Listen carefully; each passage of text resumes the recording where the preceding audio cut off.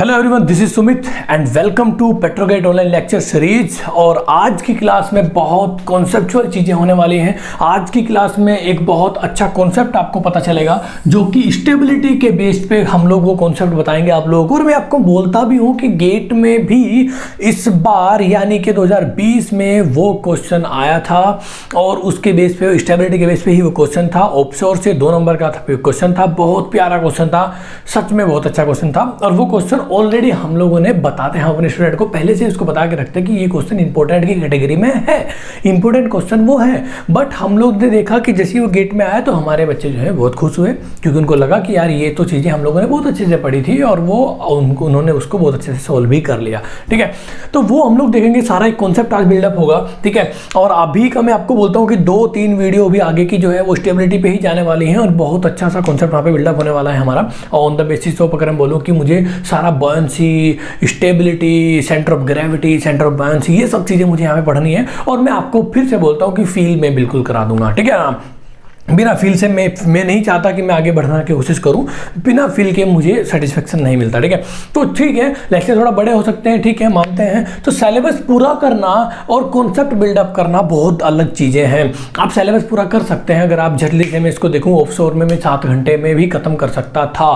ठीक है, इनफैक्ट मैंने किया है। ठीक है, तो अगर मैं देखूंगा कि 7 घंटे में कर सकता हूँ और इधर यहाँ पे 22-24 घंटे भी लग रहे हैं, तो कॉन्सेप्ट कहीं ना कहीं बिल्डअप होंगे। ठीक है, आपको क्या करना है, आराम से घर में बैठना है, ईयरफोन लगाने हैं और वीडियो देखते चले जाना है। आपको मेहनत कम करने जो, क्योंकि हम लोगों ने मेहनत कर ली है, बस मतलब हम लोगों ने सारा कंटेंट आपको दे दिया है, घर बैठे प्रोवाइड करा दिया है। सिर्फ आपको देखना है, अपना टाइम निकाल के आराम से देखना है, जल्दबाजी नहीं करनी है कि यार आज मैं जल्दी से 4 वीडियो देख लूँगा, नहीं। ठीक है, वो चीज़ नहीं कर रही है। आप आराम से सुकून से देखिए, ठीक है, और पढ़ते चल जाइए, टाइम खराब मत कीजिए। बिकॉज अगर लेक्चर आप देख भी रहे हो तो उसके कुछ बारे में आप लिखोगे भी, नोट्स भी बनाओगे, एज वेल एज नोट्स बनाने के बाद आप देखोगे कि मुझे वो रिवीजन भी करना है और लास्ट में बाद में भी रिवीजन करना है। और अगर मैं कोई और सब्जेक्ट पढ़ रहा हूँ तो बाहर बाकी साइड में कोई एक रिवीजन में भी चलाना होता है। तो बहुत चीज़ें रहेंगी यार अगर आप गेट कर रहे हो तो, क्योंकि मैं बोलता हूँ कि गेट करना, मुझे पढ़ना ही मेरे लिए गेट करना नहीं है, मुझे टाइम मैनेजमेंट आना चाहिए, मुझे स्मार्ट वर्क आना चाहिए, मुझे एप्टीट्यूड बहुत अच्छा मेरा होना चाहिए। एप्टीट्यूड समझ रहे हो?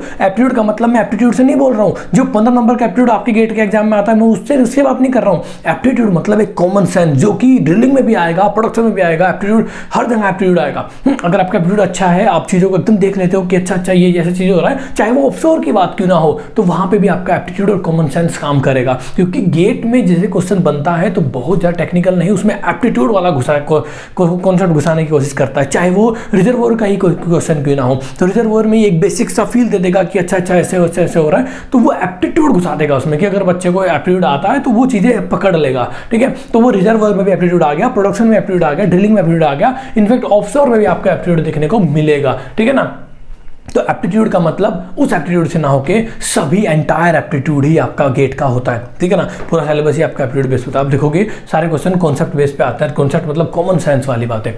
ठीक है, तो यहाँ पे मैं बात करने वाला हूँ आज एक स्टेबिलिटी के बेस पे। ठीक है, क्या क्या चीज़ें देखने वाले हैं, देखिए आपका 1-2 स्लाइड में ही फ्लो बनना स्टार्ट हो जाएगा। तो पहले आप लोग स्टार्टिंग में देखिए क्या लिखा हुआ है साफ, यहाँ पे लिखा हुआ है कि ऑपरेशन ऑफ ड्रिलिंग प्रोडक्शन। देखिए जब भी मैं प्रोडक्शन करता हूँ, ड्रिलिंग करता हूँ, तो मैं अपनी वेसल्स को एक लोकेशन से दूसरी लोकेशन पे लेके जाता हूँ और वहाँ पे लेके जाने में और लेके जाके उसको रखने में और अपने ड्रिलिंग और प्रोडक्शन को प्रोसेस को ऑपरेट करने में मेरे रिग जो है वो अनस्टेबल होने की कोशिश करती है, जो कि नेचुरल है। तो अनस्टेबल होने से मुझे उसको बचाना होगा। तो मेरे लिए वो बहुत एक इंपॉर्टेंट एक तरीके से एक मेरे लिए बहुत इंपॉर्टेंट फोकस बन जाता है, कंसिडरेशन बन जाता है कि उसको मैं अनस्टेबल होने से बचाऊं। ठीक है, तो वही मेरी बोला कि मेरा स्ट्रक्चर और वेसल्स को हमेशा केप्ट स्टेबल रखना होगा। ठीक है, मतलब लोकेशन टू लोकेशन ले जाने पे या फिर ड्रिलिंग और प्रोडक्शन के प्रोसेस के दौरान भी हम लोगों को अपनी वेसल्स को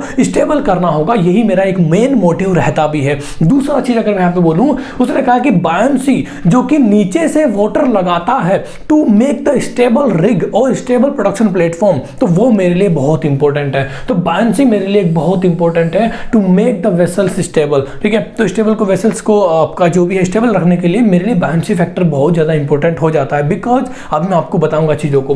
ठीक है, तो उसने मुझे कहा कि ये मेरे फ्लोटिंग रिग पे इंपॉर्टेंट फैक्टर हो जाता है, बायंसी लगना और उसको स्टेबल रखना मेरे लिए एक बहुत ज़रूरी चीज़ें हो जाती हैं। बात समझना? ठीक है, अब मैं बोल रहा हूं आपको कि सर बायंसी और स्टेबिलिटी दो अलग फैक्टर उसने क्यों बोले, देखना ध्यान से सुनना मेरी बात को। बायंसी का मतलब है ऊपर उठा के रखना, ठीक है, बायंसी का मतलब है ऊपर उठा के रखना, ये भी मेरे लिए जरूरी है। किसको ऊपर उठा के रखना, रिग को बोल दूं या वेसल्स को बोल दूं या फिर प्रोडक्शन प्लेटफॉर्म को बोल दूं। जो फ्लोटिंग वेसल्स है उसमें ड्रिलिंग रिग भी आ जाती है, उसमें प्रोडक्शन प्लेटफॉर्म भी आ जाते हैं। तो फ्लोटिंग जो वेसल्स हैं उसमें दोनों आ जाते हैं। तो फ्लोटिंग वेसल्स बोलते ही यानी कि मैं दोनों की बात कर रहा हूं। तो फ्लोटिंग वेसल्स को ऊपर उठाए रखना एक बायंसी वाला काम है, जो कि मेरे लिए एक बहुत इंपॉर्टेंट है, ठीक है, बात समझ रहे हैं। फ्लोटिंग वेसल्स के लिए अगर मैं बॉटम सपोर्टेड की बात करूं तो मे बी बायंसी नहीं भी होगी तो काम चलेगा, बिकॉज उसके लेग्स जो हैं सब सरफेस और सी पे सेट हैं और वो रखे हुए हैं और कोई दिक्कत वाली वहां पे बात नहीं है। लेकिन अगर मैं फ्लोटिंग वेसल्स की बात कर रहा हूं तो मेरे लिए बायंसी यानी कि ऊपर को उठा के रिग को रखना एक बहुत जरूरी हो जाता है, अदरवाइज रिग ही पूरा एक नीचे सबमर्ज कर जाएगी, डूब जाएगी, सब चीजें खराब हो जाएंगी। और दूसरा सर आपने बायंसी बोला लेकिन दूसरा आपने स्टेबिलिटी क्यों बोला? स्टेबिलिटी इसलिए बोला कि आप अगर वेसल्स को ऊपर उठा के रखोगे तो हो सकता है आपकी वेसल्स आपने ऊपर उठा ली लेकिन वो ऐसे ऐसे हो रही है, टिल्ट हो रही है, तो उसका स्टेबल भी होना जरूरी हो जाता है मेरे लिए। तो मेरे लिए दोनों चीज जरूरी है, रिग ऊपर भी उठनी चाहिए और ऊपर उठने के बाद वो हिलने भी नहीं चाहिए। तो स्टेबिलिटी और बायंसी दोनों मेरे लिए एक इंपॉर्टेंट फैक्टर हो जाता है for to determine the stability of floating vessels. Vessels की स्टेबिलिटी को मेंटेन करने के लिए मेरे लिए दोनों चीजें अच्छी इंपॉर्टेंट है, स्टेबल होना as well as buoyancy factor लगना। बात समझ रहे होंगे आप लोग। अगर मैं थर्ड पॉइंट की बात करूं, उसने मुझे बोला, यहाँ पे बात ध्यान से सुनना, कि buoyancy is an apparent loss of weight. देखिए सुनना मेरी बात यहाँ पे, buoyancy is an apparent loss of weight. क्या बोला मतलब बायंसी जो आपकी लग रही है क्या वो आपकी बॉडी और वेसल्स का लॉस ऑफ वेट के बराबर है क्या? हाँ बिल्कुल है भाई। बात समझना, अगर मेरा कोई बॉडी है और वो पानी में तैर रही है और पहले उसका वेट जो था लगभग 50 किलोग्राम था, मान के चलिए कोई बंदा है 50 किलोग्राम उसका वेट है और उसको मैं पानी में तैराता हूं या उसको पानी में फेंक देता हूं भाई, और जब देखता हूं कि उसका जो वेट है that will B approx 40 KG, तो जो 40 केजी उसका वेट आया है इनटू द वाटर, बट अगर हवा में होता था तो 50 केजी होता था, तो आज उसका वेट में जो कमी आई है दैट विल बी 10 केजी। और ये किसकी वजह से आई है? ये क्योंकि पानी उसको ऊपर उठाने की कोशिश कर रहा था, तो ये उसकी वजह से आई है। और पानी का ऊपर उठाना ही बायंसी कहलाता है। तो buoyancy is the apparent loss of the weight of the body, यानी कि buoyancy is the apparent loss of the weight of the body, यानी कि buoyancy is the 10 kilogram of that particular body और in that particular water. बात समझ रहे हैं आप लोग? तो लॉस जितना होगा उतना ही बायंसी ऊपर को लग रही होगी, उसी की वजह से लॉस भी होता है। बात समझ रहे हैं आप लोग? अगर मेरा लॉस ना होता तो इसका मतलब पानी उसको ऊपर उठाने की कोशिश नहीं कर रहा, जो कि बायंसी होता है। तो बायंसी होगा तो पानी ऊपर उठाएगा, उसमें लॉस में वेट में लॉस आएगा और जितना ज्यादा उठाएगा उतना ही लॉस आएगा। तो मेरा लॉस इक्वल टू बायंसी। बात समझ रहे हैं? और ये लॉस ऑफ द बायंसी अगर हम बोलूं कि ये लॉस क्या है, लॉस ज्यादा कब होगा कम कब होगा, ये बातें हालांकि बाद में भी डिस्कस हो सकती है, बट अभी बात कर ही लेते हैं। क्या बोला कि मानते हैं कि जो फ्लूइड में ये मेरा जो मेरा ये मान के चलिए कि जो मेरा ये ऑब्जेक्ट है या बंदा है जो 50 किलोग्राम का था, ये आपने वाटर में डाल दिया है और अब आप क्या देख रहे हो कि इसके वेट में कमी आई है। और अगर आप फ्लूइड की डेंसिटी जिसमें आप इसको डुबा रहे हो, जिसमें उस बंदे को आप फेंक रहे हो, वो अगर उसकी डेंसिटी बहुत ज़्यादा है तो उसमें बंदा डूबना मुश्किल हो जाएगा, यानी कि वो ऊपर फोर्स ज़्यादा लगा रहा होगा, यानी कि लॉस ऑफ वेट ज़्यादा हो जाएगा, यानी कि बायंसी ज़्यादा हो जाएगी।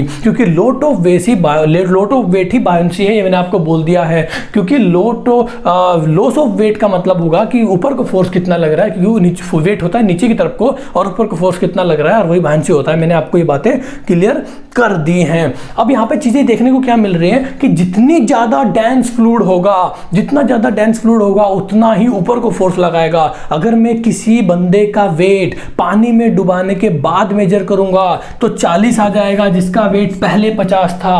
और अगर मैं आज उस बंदे का वेट किसी हनी में डाल दूंगा, उसको हनी है मेरे पास बहुत सारा हनी है, ठीक है, तो आज उसका वेट मुझे लगभग 10 किलोग्राम ही मिलेगा, क्योंकि 40 का लॉस हो जाएगा, बिकॉज हनी की डेंसिटी वाटर से बहुत ज़्यादा है। आप बात समझ रहे हैं? अगर मैं आपको दिखाऊंगा ड्रिलिंग में, अगर आपको मैं ड्रिलिंग में लेके चले जाऊंगा, तो ड्रिलिंग में क्या होता है, जब आप ड्रिल स्ट्रिंग नीचे डालते हो तो यहाँ पे जो ड्रिल स्ट्रिंग का वेट होता है वो मुझे कम महसूस होता है एज कंपेयर टू जब मैं उसको हवा में वेट मेजर करता हूं। तो मान के चलना कि जैसे आप लोग देखोगे टोटल वेट कितना होगा, weight of linear weight of drill pipe, ठीक है, linear weight of drill pipe मतलब 1 फीट का weight of drill pipe multiply length कितनी है उसकी क्या बोलते हैं ड्रिल पाइप की, तो this will be your total weight of that particular drill string, वो भी एयर में।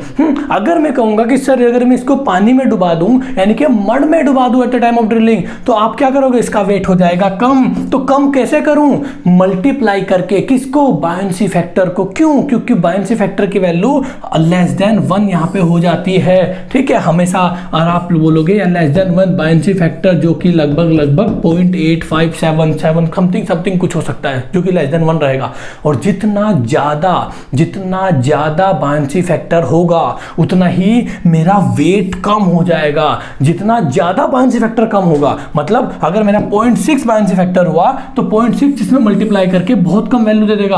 अगर बायंसी फैक्टर 0.8 हुआ तो ये इससे मल्टीप्लाई करके बहुत ज्यादा कम वैल्यू नहीं देगा, बिकॉज 1 से लेस देन 1 वैल्यू जितनी ज्यादा होती चली जाएगी उतना ही मेरा मल्टीप्लिकेशन करने के बाद टोटल वेट जो है कम हो जाएगा। बात समझ रहे हैं आप लोग? और अगर मैं इसके फॉर्मूले पे जाऊं, फील कर रहा हूं थोड़ा आउट ऑफ रेंज जा रहे हैं, ड्रिलिंग में चले जा रहे हैं, लेकिन जो कि मुझे मेरे हिसाब से हम लोग अपने सब्जेक्ट से हट रहे हैं, तो लेकिन फिर भी buoyancy factor equal to weight of, यानी कि इस बात मान के चलिए डेंसिटी ऑफ स्टील, ठीक है, minus density of fluid upon density of steel, ठीक है, जो कि 65.5 माइनस डेंसिटी ऑफ फ्लूइड, जो भी आप जिसमें आप डुबाओगे, जिसमें आप स्टील को डुबाओगे, और किसको डुबा रहे हो, स्टील को, तो स्टील और डेंसिटी मड की ही आएगी बस, क्योंकि स्टील डूब रही है और डूब मड में रही है, तो दोनों की ही डेंसिटी आएगी। ये भी आपकी क्या है, स्टील। तो आप लोग देखोगे ये भी 65.5, ये भी 60.5, दोनों को डिवाइड करोगे तो 1 आना चाहिए। लेकिन ऊपर की वैल्यू में जब आप किसी मड में डुबा रहे हो तो वैल्यू कुछ ना कुछ तो होगी,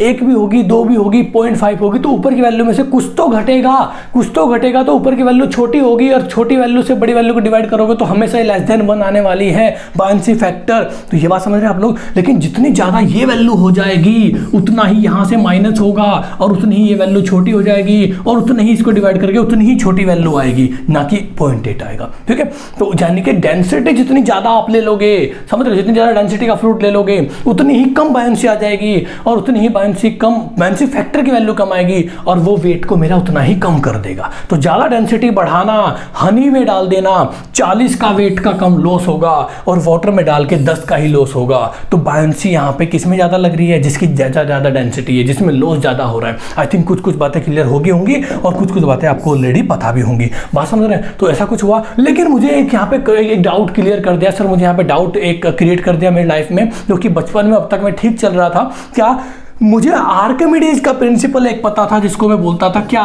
कि आर्किमिडीज प्रिंसिपल होता है कि हटाए गए वाटर का वॉल्यूम जो भी है उसका वेट मेरे बॉडी के वेट में आई गई कमी के बराबर होता है। दोबारा सुनना। आर्किमिडीज ने बोला कि अगर मैं कोई वाटर भरता हूं और उस बीकर में कोई वाटर है, और यहां पे मैं कोई ऑब्जेक्ट हवा में तैर के हवा में उसका वेट मेजर कर लेता हूं उस ऑब्जेक्ट का, तो मैंने देखा इसका वेट आया लगभग 12 केजी, इसका लगभग आया 10 केजी मान लेते हैं। बात समझ रहे हैं? अब मैंने क्या किया कि इसी वेट को इसमें डाला, और इसमें डालने के बाद अगर मैं आर्किमिडीज का प्रिंसिपल बताऊं तो यहां से क्या है, एक ऐसी टोटी लगी हुई है, बात समझ रहे हैं, और यहां पे एक बीकर रखा हुआ है, ठीक है। और उसने कहा कि जितना आप लोग जब इस ऑब्जेक्ट को इसमें डालोगे, इस ऑब्जेक्ट को इसमें डाल दोगे, अब उस ऑब्जेक्ट से हटाए गए पानी, क्योंकि ऑब्जेक्ट क्या है, पानी हटाएगा, और वो पानी जितना हटेगा वो यहां आ जाएगा। तो उसने कहा इस ऑब्जेक्ट से हटाया गया पानी का वेट, इस ऑब्जेक्ट से जितना भी वॉल्यूम ऑफ पानी इकट्ठा होगा उसका वेट, ना कि वॉल्यूम, उसका हटाया गया पानी का वेट इसके वेट में आई गई कमी के बराबर होता है। मतलब अगर इसका वेट पहले 10 था तो आज इसका वेट जो है वो 6 महसूस हो रहा है मुझे, जब मैं पानी में डुबा के इसका वेट को मेजर कर रहा हूं। तो वेट में आया गई कमी जो कि 4 है, 10 पहले था 6 अब है, आई कमी 4 है, उसके हटाए गए पानी के वॉल्यूम के मास के बराबर होता है। बात समझ रहे हैं आप लोग, बराबर होता है। लेकिन अभी इसका वेट कितना लगा हुआ है, 6 लगा हुआ है। लेकिन आज मुझे जब मैं ऑफशोर पढ़ रहा हूं तो मुझे बहुत जगह डेफिनेशन ये देखने को मिल रही है, क्या, weight of the body in fluid, weight of the body of fluid कितना, 4 of the volume of fluid displace by the water, यानी कि जो आपका weight of the body in fluid equal to weight of the volume of fluid displace, यानी कि इसके wait के बराबर होता है। जो कि इसका वेट कितना है, wait of the body in fluid कितना है, 6। इस बॉडी का इसके फ्लूइड में डालने पे कितना वेट है, जो कि 6 है, और बराबर है equal to volume of fluid displacement कितना। बात समझ रहे हैं, तो ये तो बराबर नहीं हुआ भाई, ये तो बराबर नहीं हुआ। और ये आर्किमिडीज तो वेट ऐसा कुछ था कि वेट में आई गई कमी उसके द्वारा हटाए गए पानी के बराबर होता है, ऐसा कुछ था ना। कितनी वेट में कमी आ रही है, बात समझ रहे हैं। तो ये कुछ सर मेरी बात क्लियर नहीं हुई सर, ये अब ऑफशोर में ये क्या लिख दिया, weight of the body in fluid equal to, यानी कि आप जो वेट की कमी आ रही है उसको नहीं देख रहे, डायरेक्ट वेट जो फाइनल बना है मड में डालने के बाद ऑब्जेक्ट का, जो कि 6 है और पहले 10 था, आप उसी को देख रहे हो, बस कमी को क्यों नहीं देख रहे सर। आप पहले तो कमी को देखते थे जब आप 9th 10th में थे हम लोग, मतलब आप 10 था और 6 था तो कमी 4 को देखते थे, और आज आप 10 6 को ही देख रहे हो जो कि फाइनल आया है मड में डालने के बाद ऑब्जेक्ट को, उसके आगे जो 6 है वो आपके हटाए गए पानी डिस्प्ले, ऐसा कुछ बोल रहे हो सर आप। तो मतलब 6 ही होगा ये भी। तो अब सर ये कैसे होगा, तो अब मैं आपको बताता हूँ कि ये क्या चक्कर है। सुनना मेरी बात ध्यान से, आगे की स्लाइड दिखाता हूँ, देखना यहाँ पे क्या हो रहा है, इसी को आगे दिखा देता हूँ। चलिए पहले आपको चलिए इसको फिर मैं बाद में दिखाऊंगा, पहले यहाँ पे देखिए यहाँ पे क्या हो रहा है। मान के चलिए ये आपका कोई एक बीकर है, ठीक है, और ये आपने क्या लिखा कि यहाँ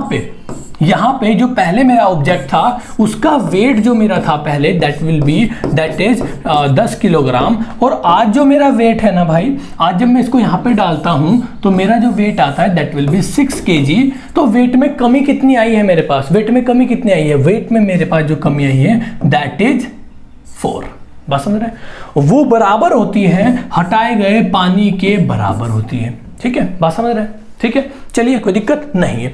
उसके बाद मैंने क्या किया, मैंने ये कहा कि सर जो मेरा हटाया गया वेट में आई कमी है वो किसकी वजह से आई है, जो मेरा वेट में कमी आई है वो 6 की आई है, और वो हटाए गए पानी के वेट के बराबर होती है, ठीक है। लेकिन मेरा जो अभी वेट है वो है 6, और यहां हटाया गया पानी कितना है, 4। तो मेरा अगर वेट 6 है, और वेट में कमी है कितनी, ध्यान से सुनना इस चीज को, क्योंकि मैं आपको जो चीज दिखाने वाला हूं ना, मैं ये वाली चीज दिखाने वाला हूं, और आप मुझे बोल दोगे साफ साफ कि द सॉलिड बॉडी ऑफ, चलिए मैं आपको पहले यही स्लाइड दिखा देता हूं कि जिससे क्या हो कि आप बोलो कि सर अब बताइए मुझे, क्योंकि यहां जब आपको कंफ्यूजन होगा ना तभी आप कहोगे कि सर अब मुझे अब बताइए आप क्या बोल रहे थे, वो मेरी तब समझ में नहीं आया था, क्योंकि तब मुझे इसकी रिक्वायर नहीं थी। पहले इसकी रिक्वायरमेंट दिखा देता हूं आप लोगों को कि कहां है, फिर आपको वही दिखाता हूं। बात समझना, अभी तक आपने कुछ नहीं देखा, अभी तक आप इस स्लाइड पे देखेंगे क्या, आर्किमिडीज प्रिंसिपल, देख साफ साफ लिख भी दिया है, क्या लिखा, ए सॉलिड बॉडी वोली और पार्शली सबमर्ज्ड, आपने आधी और पूरी बॉडी सबमर्ज कर दी है इन फ्लूइड इज बायंसी अपवर्ड लगेगी, जिसको फोर्स बोल रहे हैं हम लोग, कुछ फोर्स बोल रहे हैं, बायंसी फोर्स बोल देते हैं, चलिए ये एमजी में नहीं देख रहा क्या है, बायंसी फोर्स बोल देते हैं, equal to weight of body. बात समझ रहे, बायंसी बॉडी जो फ्लूइड में is buoyancy up by force ये, और equal to weight of the fluid displacement. देखिए क्या बोला उसने, मुझे कहा आर्किमिडीज, अभी तक तो कुछ ऐसा नहीं था, आर्किमिडीज था कि सर मेरा जो वेट है उसमें जो कमी आई है वो मेरे हटाए गए डिस्प्लेसमेंट वाटर के वेट के बराबर है, ठीक है। अब फिर आप क्या कर दोगे, आपने यहां पे लिख दिया weight of the water displaced, wait of the water displace, कि वाटर का वेट कितना डिस्प्लेस हुआ है, यानी कि एक टर्म तो सही है। मतलब नॉर्मली टर्म आपको क्या देखने को मिलती थी आर्किमिडीज में, कि मास में कितनी कमी आई है इनिशियल, और मास इन वाटर में कितनी कमी आई है, वो हटाए गए, यानी कि डिस्प्लेस वाटर के बराबर होती है, डिस्प्लेस वाटर के बराबर होती है। तो यानी कि डिस्प्लेस वाटर, यानी कि ये वाली टर्म्स तो ठीक है जो मैं आज पढ़ रहा हूं, हाँ, लेकिन वेट ऑफ द शिप यहां पे लिख रहे हो, और पहले आप लिख रहे थे कि चेंज इन वेट, यानी कि वेट में आई कमी कितनी, हाँ, पहले अब क्या लिख रहे हो, वेट ऑफ द शिप अब कितना है, ये वाला लिख रहे हो यहाँ पे, लेकिन ये वाले टर्म और ये वाले टर्म तो बराबर है, लेकिन ये वाली टर्म और ये वाली टर्म बराबर क्यों नहीं है, क्योंकि आपने यहाँ पे लिख दिया वेट ऑफ द शिप, लेकिन अगर आप पहले बता रहे थे बचपन में कि वेट में कमी कितनी आई है उसके बेस पे, तो भाई ये बराबर ही है, क्या ये एक ही बात है, कैसे है अब वो दिखाने वाला हूँ भाई आपको, ठीक है, कैसे, क्योंकि अगर यही आप लिख दोगे ना, ये चीज यही लिख दोगे और सारा डेरिवेशन इसी के ऊपर सोल्व कर दोगे, तो फिर आप बोलोगे सर ये आपने पहले ही गलत लिख दिया था, तो आपका डेरिवेशन ही गलत है, लेकिन नहीं है, क्योंकि ये और ये बात एक ही है। अब सुनना मेरी बात, मैंने क्या किया, मेरा एक ऑब्जेक्ट है 10 और मेरा आज एक ऑब्जेक्ट है 6, बात समझ रहे हैं, और मैंने जब इसका वेट में जो कमी आई है, वो मैंने जो डिस्प्लेस वाटर जो वेट में कमी आई है वो 4 आई है, और मेरा डिस्प्लेस वाटर भी 4 है, बात समझ रहे हैं। अब वेट में जब कमी आई होगी, वेट में जब कमी आई होगी, तो ये वो किसकी वजह से आई होगी, क्योंकि ऊपर की तरफ बायोंसी 4 लग रही होगी, तभी तो 4 की वेट की कमी आई, ठीक है। तो जो बायोंसी लगी है वो 4 लगी है, क्योंकि वेट में कमी 4 आ रही है, और जो मेरा वेट अभी लग रहा है वो 6 लग रहा है, जो कि इससे ज्यादा है। तो बायोंसी 4 लगेगी, ऊपर से वेट 6 लगेगा, और अब जो अगर मैं नेट फोर्सेस देखूं तो 2 का फोर्सेस नीचे की तरफ को लग रहा होगा, क्योंकि ऊपर का फोर्स ज्यादा है 6 और नीचे की तरफ से ऊपर की तरफ लगने वाला फोर्सेस 4 है बायोंसी, तो ये ऊपर की तरफ फोर्स है, ये नीचे की तरफ फोर्स है ग्रेविटी वाला, तो ये फोर्स ज्यादा है 2 की रेट से, तो ये हो गया आपका ज्यादा, और आपकी बॉडी जा रही होगी नीचे की तरफ को, आपकी बॉडी नीचे की तरफ को जा रही होगी, बात समझ रहे हैं आप लोग। अगर मैं आपको पानी में फेंक दूं तो आप क्या हमेशा तैरते रहोगे, नहीं, अगर आपका वेट में कमी और वहाँ डिस्प्लेस वाटर ज़्यादा और अनबैलेंस हो जाएंगे तो आप नीचे चले जाएंगे, बात समझ रहे हैं। आप क्या तैरते हैं, अगर आप हाथ पैर मारना बंद कर दे तो आप नीचे डूब जाओगे, बात डेफिनेटली। तो यहाँ पे क्या हो रहा है कि जो मेरा वेट नीचे की तरफ को लग रहा है वो, और बायोंसी कितनी है, जो वेट में कमी आई है, वेट में कमी कितनी है, 10 में से 6 गई 4, तो बायोंसी कितनी लगी 4 की, बात समझ रहे हैं। तो बायोंसी लग रही है ऊपर को, तो ये इस केस में आपकी बॉडी नीचे की तरफ जाती रहेगी, बिकॉज ग्रेविटी ज़्यादा है, वो भी 2 के रेट से ज़्यादा है, बात समझ रहे हैं। तो अब मैं क्या करूँगा, अगर मेरा बायोंसी इक्विलिब्रियम में कंडीशन लाने की कोशिश करूँ, इक्विलिब्रियम कंडीशन लाने की कोशिश करूं, यानी कि ना तो ये नीचे को जाए ना ये ऊपर को जाए, ये एक ही स्टेबल स्टेट में रहे, इक्विलिब्रियम, बात समझ रहे हैं। तो इक्विलिब्रियम का मतलब ये हो गया कि आपका जो नीचे को फोर्स लग रहा है वो 5 है, और बायोंसी कितनी होगी, ये भी 5 है, ठीक है। तो क्या हुआ, ऊपर नीचे की तरफ को जो फोर्स लगेगा ये तो वेट ऑफ क्या, वेट ऑफ बॉडी हो गया, और इक्वल टू ये क्या है, बायोंसी कितनी लगेगी, जितना वो वाटर डिस्प्लेस करेगा, जितना वाटर डिस्प्लेस करेगा, तो यानी कि ये हो गया आपका डिस्प्लेस वाटर। तो weight of body equal to displace of water, बात समझना। अगर मैं इक्विलिब्रियम वाली बात करूं तो यहाँ पे वेट ऑफ बॉडी और weight of ship, weight of displace water और weight of ship, weight of body और वेट ऑफ डिस्प्लेस वाटर दोनों बराबर हैं, ठीक है। तो इसीलिए यहाँ पे थोड़ा सा एडवांस वर्जन है, किसका एडवांस वर्जन है, आर्किमिडीज का, ठीक है। यहाँ पे वेट में कमी आने वाला कॉन्सेप्ट नहीं यूज किया गया, ये मैं सिर्फ दिखाना चाह रहा था इतनी देर से, बात समझ रहे हो कि सर ये क्यों लिख दिया आपने, क्योंकि यहाँ बोलते हो कि सर आर्किमिडीज ये नहीं होता है, ये होता है, क्यों होता है दिखा दिया मैंने, बात समझ रहे हो। ये इस वाली चीज में मैंने आपको दिखा दिया, क्योंकि ये ज्यादा ही नीचे की तरफ को जा रहा है, लेकिन मुझे इक्विलिब्रियम वाली कंडीशन लिखनी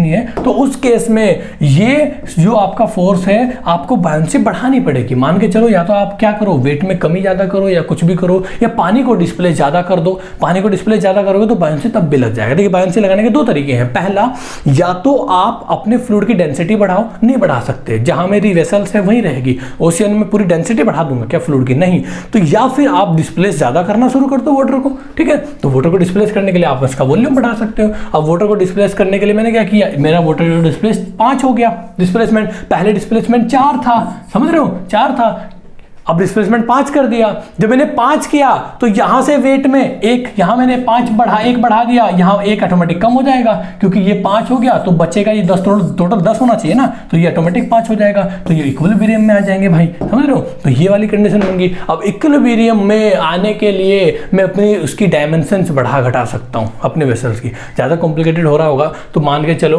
कि आर्किमिडीज का प्रिंसिपल यही है, बात खत्म हो जाएगी। लेकिन क्यों है बता दिया है, पहले ये नहीं थी, ये भी बता दिया है। बात समझ रहे हैं। पहले इन द साइंस की जब हम लोग पहले पढ़ते थे बचपन में 11th 10th 9th में पढ़े हैं हम लोगों ने चीजें, ठीक है। अब मेरे दिमाग में क्या आ रहा है कि यहाँ से फॉर्मूला एक निकल के आएगा, इसमें गेट में क्वेश्चन भी आ सकते हैं और इनफैक्ट क्वेश्चन मैंने कराऊंगा अभी, इस नेक्स्ट स्लाइड में क्वेश्चन ही है। देखिए क्या बोला उसने, मुझे ये बोला कि यहाँ पे क्या बोला कि जो आपका वेट ऑफ वाटर डिस्प्लेसमेंट है ये निकाल दो। आपने क्या किया, एक बॉडी है आपकी, ये पानी में डूब रखी है और जो इसकी जो डायमेंशन है ना, वो इसकी जो ब्रेथ है वो आपकी b है और जो आपकी लेंथ है वो आपकी l है और जो आपकी हाइट है वो आपकी h है, बात समझना, वो आपकी h है और जो आपकी आधी डूबी हुई हाइट है, जो आपका आधा पार्शली सबमर्ज्ड है वो आपकी d है। बात समझ रहे हैं। डेप्थ ऑफ या ड्राफ्ट बोल दीजिए, ऊपर का हिस्सा फ्री बोर्ड होता है, ये फ्री बोर्ड होता है और ये ड्राफ्ट होता है, ठीक है। इतनी बात मैंने आपको बता रखी है, ठीक है। तो मुझे ड्राफ्ट डी की वैल्यू निकालनी है, बात समझना, कैसे निकालूंगा। तो मुझे पता है वेट ऑफ वाटर डिस्प्लेस, जितना मैं वाटर डिस्प्लेस कर रहा हूं वो कैसे निकालूंगा। वेट मतलब मान के चलिए डेंसिटी इक्वल टू होता है m/v, तो m निकालना है तो यानी कि डेंसिटी इंटू वॉल्यूम, ठीक है। हाँ बात समझना। तो डेंसिटी किसके लूंगा, किसके डेंसिटी लूंगा, क्या डिस्प्लेस हो रहा है, वाटर, तो यानी कि वाटर की डेंसिटी मैंने लिख दी है। ये तो मैंने कर दिया, इसको बंद, इसको छोटा कर लेता हूं, है ना, ये तो मैंने कर दिया इस वाला।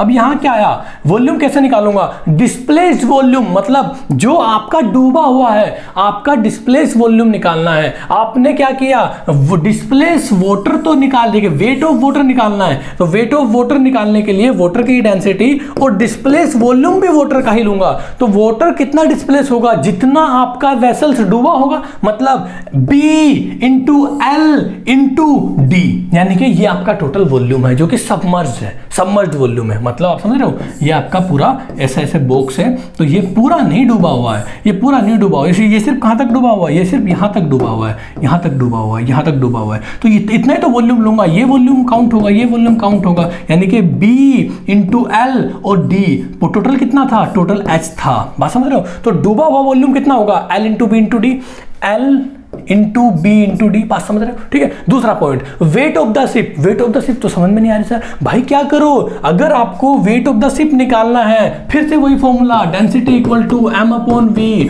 m मुझे निकालना है शिप का, तो डेंसिटी भी शिप की ले लो और वॉल्यूम भी शिप का ले लो, हो गया काम।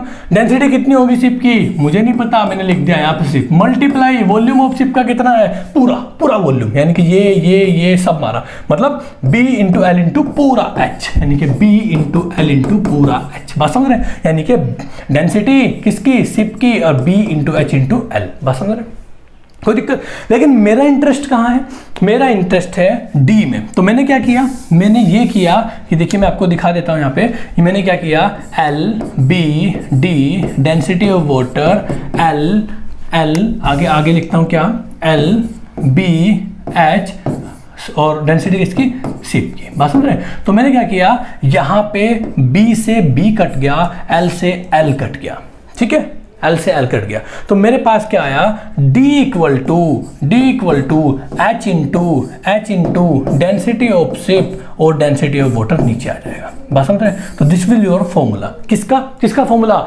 जो सबमर्ज डेप्थ है, D क्या था, जितना हाइट आपका डूबा हुआ है। तो अगर आपसे ये पूछ ले तो बहुत बढ़िया बात है, अगर आपसे ये पूछ ले तो बहुत बढ़िया बात है, कोई दिक्कत नहीं है। अभी समझना, देखिए यहां से कितने क्वेश्चन क्रिएट कर दूंगा यार, अभी देखना, बस सिर्फ सुनते जाओ। इसको लग रहा है ना कि मुझे आता है ये चीजें, एक बार वो भी सुन ले, कई बार नई चीजें मिल जाती हैं, बात समझना। मुझे D इक्वल टू अगर निकालना होगा कि सर आप अगर इतने डेंसिटी वाले शिप को इतने डेंसिटी वाले वाटर में डालोगे और उसकी हाइट टोटल इतनी है, तो आपका कितना सबमर्ज हाइट होगा, ये फॉर्मूला आपका निकल गया, बात समझ निकल गया। हाँ, अब ये तभी निकला जब आपका ये रिलेशन आपका बराबर है, बराबर है, और ये बराबर आपका आर्किमिडीज से है, वो भी इक्विलिब्रियम वाले केस में। तो इसलिए मेरे लिए ये समझाना बहुत जरूरी हो गया था, इसलिए मैंने इसमें काफी टाइम लिया था। ठीक है, बात समझना। अब मेरे पास ये एक फॉर्मूला बन गया। अब आप, एक होता है सेंटर ऑफ ग्रेविटी, सॉरी ठीक है, एक होता है, आपने सुना होगा सेंटर ऑफ ग्रेविटी, मतलब एक, ये आप ध्यान से सुनना, एक मेरे पास वेसल है, ठीक है, बात ध्यान से सुनना, ये आपका वाटर में है। देखिए बहुत कॉन्सेप्ट क्लियर कर दूंगा।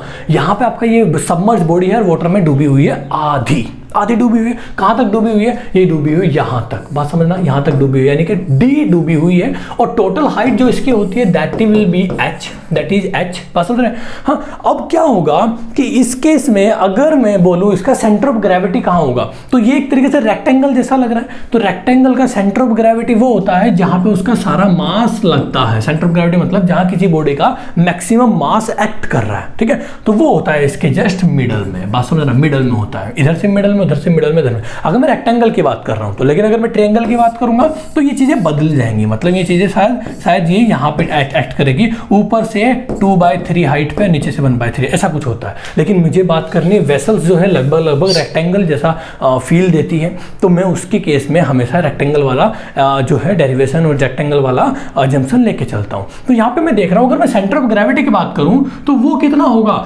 टोटल हाइट का centre of gravity, total height का बाय 2, है ना, टोटल हाइट का बाय 2 कर दूंगा तो सेंटर ऑफ ग्रेविटी मिल जाएगा मुझे।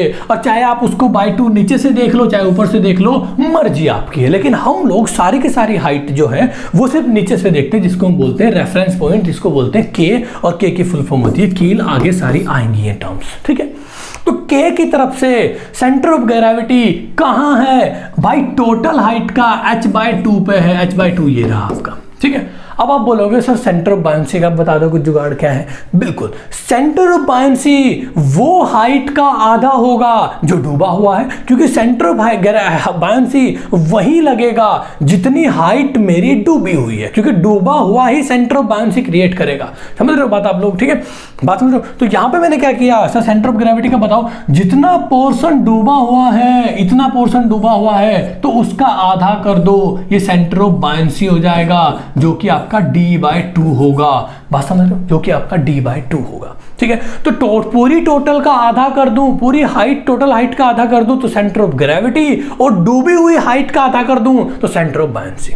इतनी बात ठीक है भाई, ये बात ध्यान रखना हमेशा, क्योंकि बहुत काम आने वाली है। तो अगर मुझे वो बोल दे कि सर सेंटर ऑफ ग्रेविटी नहीं सेंटर ऑफ बायंसी निकालो, और मुझे डी तो निकल गई है मेरी, कितनी निकल गई है, एच का डेंसिटी ऑफ शिप और डेंसिटी ऑफ वाटर, बात समझ रहे। डेंसिटी ऑफ शिप को डेंसिटी ऑफ मटेरियल भी लिख सकते हैं, जिस मटेरियल से वो बना है, ठीक है, बात समझ रहे हैं। अब यहां पे मैं क्या करूंगा, अगर मैं सेंटर ऑफ बायंसी निकालना है तो वो डी का आधा होता है क्या, डी का आधा होता है सेंटर ऑफ बायंसी। देखिए डी तो मेरा इतना निकल गया, लेकिन मैं सेंटर ऑफ बायंसी निकालना चाहूंगा तो वो तो डी का आधा होता है ना, डूबी हुई हाइट का आधा होता है। तो यहां पे 2 करूंगा और यहां पे 2 करूंगा, तो वो आपका फॉर्मूला बन जाएगा, ये सेंटर ऑफ बायंसी का फॉर्मूला बन जाएगा ये। बिल्कुल, अब नीचे देख सकते हो हाइट का फॉर्मूला बन गया था, हाइट का फॉर्मूला बन गया था ये, और centre of buoyancy, height of the centre of buoyancy कहां से, नीचे से लेता हूं, हर बार नीचे से लेता हूं, यानी कि यहां से, ठीक है, यहां से।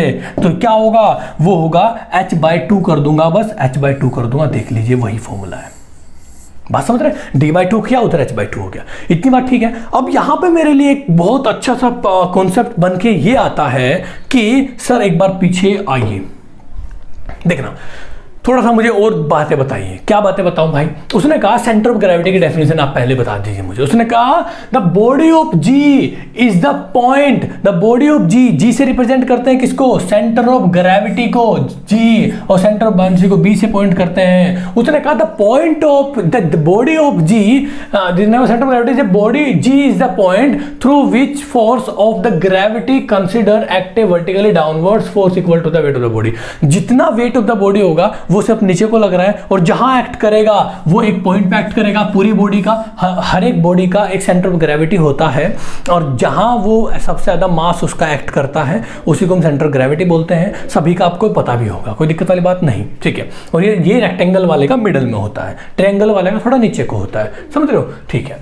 अब उसने मुझे कहा कि अभी देखना मैं सेंटर ऑफ ग्रेविटी की और भी बातें करता रहूंगा आगे, बट सुनते भी चले जाओ। उसने कहा सर बायंसी वाला बता दो। उसने कहा buoyancy is the point through which the force of buoyancy is consider. ये भी एक बी पॉइंट है जिससे आपका बायंसी फोर्स ऊपर को लगता है, जिस लाइन से आपका बायंसी फोर्स ऊपर को लगेगा, ठीक है, कंसिडर। और उसने कहा ये भी vertically upward with a force equal to the weight of water displaced, ठीक है। तो ये भी आपका जितना आपका फोर्स ऊपर से लग रहा था नीचे लग रहा है, इक्विलिब्रियम के लाने के लिए बायंसी और वेट दोनों बराबर हो जाएंगे वहां पे, है ना, जैसे 5x5 मैंने करा था, ठीक है। थोड़ा सा इसको देख लीजिए, ऊपर से जो फोर्स लगेगा this is your centre of gravity, और नीचे से जो फोर्स लग रहा है दिस सेंटर ऑफ बायंसी, दोनों एक दूसरे को मीट कर रहे हैं और एक दूसरे की एम्पलीट्यूड को कैंसिल आउट करा रहे हैं। जैसे इधर से 5 लगा, इधर से 5 लगा, आपकी बॉडी इक्विलिब्रियम में आ गई, ना इधर जा रही ना इधर जा रही, बात समझ रहे हैं, ठीक है। ये हो गया आपका। अगर मैंने कहा कि मैंने अपनी बॉडी क्या करी, मैंने अपनी बॉडी इस तरफ डिस्प्लेस कर दी, मैंने यहाँ पे फोर्स लगाया, अपनी बॉडी मैंने इस तरफ डिस्प्लेस कर दी है, तो क्या होगा, आपकी बॉडी का जो है सेंटर ऑफ ग्रेविटी, ये जो लाइन थी, ये जो हमेशा लाइन थी, ये तो बनी रहेगी, इस तरीके से हो जाएगी, बात समझना। देखना इसको अभी बता देता हूँ, हालांकि ये चीजें बहुत अभी की तो नहीं आएंगी। आपकी बॉडी ये रही, बॉडी का सेंटर ऑफ ग्रेविटी ये रहा, और जैसे आप इसको इधर से टिल्ट कर दोगे, ये ऐसे हो जाएगी, तो आपकी बॉडी हो जाएगी ऐसे, ऐसे देगी, और ये वाली जो लाइन है, ये वाली लाइन चली जाएगी आपकी ऐसे, बिल्कुल बात समझ रहे हैं। और आपका जो जी होगा वो आपका चल जा रहा है ऐसे, या इस पॉइंट पे नीचे की तरफ को लग रहा है जी, ठीक है। और आप देखोगे कि सेंटर ऑफ बायंसी का मतलब ये होता है कि आपकी बॉडी, ध्यान से सुनना, आपकी बॉडी पे वाटर किस तरफ से हटाया हुआ है। देखना, अगर आपकी बॉडी पहले ऐसे पानी में डूबी हुई थी, ऐसे पानी में डूबी हुई थी, तो आज वो कैसे डूबी हुई होगी, आज वो ऐसे डूबी हुई होगी, ऐसे डूबी होगी, बात समझ रहे हो, बिल्कुल समझ रहे हो, है ना। आपने क्या किया, इसको उठा के तो ऐसे कर दिया, इसको उठा के ऐसे कर दिया, तो अब आपका जो सेंटर ऑफ बायंसी लगेगा वो इस वाले एरिया पे डिपेंड कर रहा है कि आपने किस तरफ से पानी हटा रखा है, ठीक है। तो आपका सेंटर ऑफ बायंसी पहले बिल्कुल मिडल में था, और अब इस तरफ का सेंटर ऑफ बायंसी यहाँ पे होगा, लगभग यहाँ पे होगा, और ये लाइन आपकी सेंटर ऑफ बायंसी की चली जाएगी, जो कि आगे कहीं पे जाके मीट कर रही होगी, जिसको हम एम से डिनोट करते हैं, इसको मेटा सेंटर बोलते हैं। अभी उसकी बात नहीं करूंगा, आगे बात करूंगा, बात ध्यान सुनना। बात सिर्फ इतने मेरे दिमाग में आई है कि जैसे आपने इसको डिस्प्लेस किया, तो ये इस तरफ से पानी ज्यादा हटाने लगी, उस तरफ से पानी नहीं हटा रही है, तो बायंसी इधर ही लगेगी, जिधर डूबी हुई उधर तो लगने वाली है, और जब ये इसको ऐसे ऊपर उठाएगी तो आपका ये इधर मीट करेगा मेटा सेंटर पे। तो यही कुछ कहानी यहाँ पे दिखाई गई है। देखना, ये बायंसी वाला फोर्स इस तरफ आ गया और ग्रेविटी वाला फोर्स इस तरफ आ गया, ठीक है, बात समझ रहे हैं। इसके बारे में बात बाद में भी होंगी, अभी नहीं, अभी राइटनिंग मूवमेंट क्या है मुझे अभी नहीं कुछ बता रहा हूँ, कुछ नहीं बता रहा हूँ अभी, ठीक है। यहाँ पे देखना, अगर मैं बोलूँ कि सर इस बॉल का सेंटर ऑफ ग्रेविटी कहाँ है, तो मैं बोल दूंगा जस्ट मिडल में है। अब सेंटर ऑफ बायंसी भी सेंटर ऑफ ग्रेविटी ही होता है। सेंटर ऑफ बायंसी नीचे की तरफ लगेगा, सेंटर ऑफ ग्रेविटी नीचे की तरफ लगेगा, सेंटर ऑफ बायंसी ऊपर की तरफ लगेगा, लेकिन दोनों होते वही हैं। लेकिन डिफरेंस क्या है कि सेंटर ऑफ बायंसी डूबे हुए पार्ट का सेंटर ऑफ ग्रेविटी ही है, सेंटर ऑफ बायंसी डूबे हुए पार्ट का सेंटर ऑफ ग्रेविटी ही है। दोबारा से सुन लो, सेंटर ऑफ बायंसी ये वाली डूबी हुई लेयर है, इसका मैंने क्या किया, ये इसने कहा कि centre of gravity, centre of buoyancy लगभग इस डूबे हुए पार्ट का सेंटर ऑफ ग्रेविटी कहां होगा, लगभग यहां होगा मिडल में। तो वही डूबे हुए पार्ट का centre of gravity he centre of buoyancy है, डूबे हुए पार्ट का, बात समझ रहे हो। जैसे अगर मैं पूरे बॉडी का सेंटर ऑफ ग्रेविटी देखूंगा तो वो यहां मिलेगा, और अगर मैं डूबे हुए पार्ट का सेंटर ऑफ ग्रेविटी देखूंगा तो लगभग यहां मिलेगा, और डूबे हुए पार्ट का centre of gravity he centre of buoyancy है, बात समझ रहे हो। तो इसीलिए डूबे हुए पार्ट का आधा करता हूं मैं जब मैं सेंटर ऑफ बायंसी निकालता हूं, और जब मैं टोटल हाइट का आधा करता हूं तो मुझे जो निकल के आता है वो सेंटर ऑफ ग्रेविटी निकल के आता है। लेकिन अगर मैं डूबे हुए पार्ट का आधा करूंगा जो कि यहां पे होगा, तो ये सेंटर ऑफ बायंसी होगा, बात समझ रहे हो ना। फील आ रहा है, बात समझ रहे हो, ठीक है। वहाँ पे भी, यहाँ पे सेंटर ऑफ ग्रेविटी नीचे, सेंटर ऑफ बायंसी ऊपर, ये सब चीज़ें आपको मैंने दिखा दी है, फील करा दिया। स्टेबिलिटी क्या मतलब है, स्टेबिलिटी का मतलब है कि टेंडेंसी ऑफ बॉडी, देखिए पानी का वेसल्स का तैरना अच्छी बात है कि वो मेरे लिए तैर रही है, मैं उस पर काम कर रहा हूँ बैठ के, बट वो स्टेबल हो वो एक अच्छी अलग बात है, उसका अलग ही महत्व है, अलग ही इंपॉर्टेंस है, ठीक है। तो मेरे लिए क्या है कि दोनों जरूरी है, पानी में तैरे भी और हिले भी ना, स्टेबल भी रहे। तो उसने साफ साफ बोला क्या कि द स्टेबिलिटी बहुत जरूरी है मेरे लिए, बायंसी तो थी, स्टेबिलिटी बहुत जरूरी है। उसने कहा tendency of body return to its original state. Suppose कोई हवा, कोई वेव, कोई करंट आ रहा है, उस पे टकरा रहा है और मेरी जो बॉडी है वो इधर उधर मूवमेंट में है, तो उस केस में वो वापस रिटर्न ओरिजिनल स्टेट में आ जाए, जैसे ही विंड वेव और करंट का इफेक्ट कम हो तो उसको मैं स्टेबिलिटी बोल दूंगा। यानी कि टेंडेंसी, किसी बॉडी की tendency to return its original position, तो ये मेरे लिए क्या है, एक स्टेबिलिटी वाली बात है। ठीक है, after it has suffered A small disturbance, और डिस्टर्बेंस क्या हो सकते हैं, विंड वेव, लिफ्टिंग वगैरह वगैरह, high speed wind wave, current वगैरह। ठीक है, बात समझ रहे हो? तो ये स्टेबिलिटी भी होना मेरे लिए जरूरी है। ये वाली बात क्लियर है क्या? ये वाला फॉर्मूला हो गया। अगर मैं बात करूं आपके लिए नेक्स्ट स्लाइड की, जो कि यहां मेरे एक फॉर्मूला करीब बना है, ये दो फॉर्मूले बने हैं। अच्छा एक चीज, और यहां पे मैं अब इनके न्यूमेरिकल बताऊंगा, बात समझ रहे हो? तो यहां पे मेरे लिए दो चीजें हैं। क्या? उन्होंने मुझे कहा कि सर जो सेंटर ऑफ बायंसी है वो किस पे डिपेंड कर रही है, जो सेंटर ऑफ बायंसी है वो किस पे डिपेंड करेगा। देखिए बात समझना, सेंटर ऑफ बायंसी मेरा जो है वो दो चीजों पे डिपेंड कर रहा है, पहला दूसरा। मतलब कि जैसे आपकी कोई वेसल्स डूब रखी है और ये आपका पानी है, तो सेंटर ऑफ बायंसी इस डूबे हुए पार्ट का आधा हिस्सा होगा, यानी कि डूबा हुआ पार्ट डी है और इसका आधा हिस्सा इतना होगा, जो कि मैं बोल रहा हूं नीचे से मेजर करता हूं मोस्ट ऑफ द टाइम, जो कि d/2 है, और इसको बोल रहा हूं मैं सेंटर ऑफ बायंसी। बात समझ रहे हो? कोई दिक्कत नहीं है। अब यहां पे उसने बोला कि जो ये डूबा हुआ पार्ट है, इसी का आधा हिस्सा, आधा पॉइंट जो आएगा नीचे से, that will be your point और कोल्ड सेंटर ऑफ बायंसी। कोई दिक्कत नहीं है। अब ये डूबा हुआ पार्ट ही किस किस पे डिपेंड करेगा, उसी पे मेरी सेंटर ऑफ बायंसी भी डिपेंड कर जाएगी। तो डूबा हुआ पार्ट ही अगर बदल जाएगा किसी कारण से, तो डेफिनेटली सेंटर ऑफ बायंसी बदल जाएगी। तो बात ध्यान से ये सुन लो कि ये डूबे हुआ हिस्सा जो है डी, ये किस किस पे डिपेंड करेगा। फॉर्मूला देख लीजिए, D equal to H/2, H/2 नहीं बोलूंगा, सिर्फ H ही बोलूंगा, और डेंसिटी ऑफ शिप यानी कि मटेरियल की, और अपॉन डेंसिटी ऑफ वाटर की। बात समझ रहे हो? तो उसने बोल दिया डेंसिटी ऑफ शिप और डेंसिटी ऑफ वाटर, यानी कि जो D है आपका डूबा हुआ हिस्सा है, वो इस पे डिपेंड कर रहा है, इस पे डिपेंड कर रहा है। बात समझ रहे हो? क्यों? क्योंकि ये D इस पे डिपेंड कर रहा है, और D का आधा ही सेंटर ऑफ बायंसी, यानी कि सेंटर ऑफ बायंसी भी डायरेक्ट इसी पे डिपेंड कर रही है। तो दोनों की बातें लिख दी क्या? ठीक है, बात समझना। अगर मैं अपना D का जो मटेरियल है डेंसिटी बढ़ा दूं, ध्यान से सुनना, अपने शिप की डेंसिटी बढ़ा दूं, तो मेरा जो शिप होगा वो बहुत ज़्यादा भारी हो जाएगा, है ना, और वो क्या होगा, वो नीचे डूबना शुरू कर देगा। और जब नीचे डूबना शुरू कर देगा तो आपका जो इस तरीके से बन रहा था आज, वो इस तरीके से बनने लगेगा, और वहाँ पे आप देखोगे आपकी डी की वैल्यू बढ़ जाएगी, और डी की वैल्यू बढ़ेगी तो इसका आधा हिस्सा सेंटर ऑफ बायंसी भी बढ़ जाएगा। तो यानी कि सेंटर ऑफ बायंसी मेरा डायरेक्टली प्रोपोर्शनल है डेंसिटी ऑफ मटेरियल के। बात समझ रहे हो?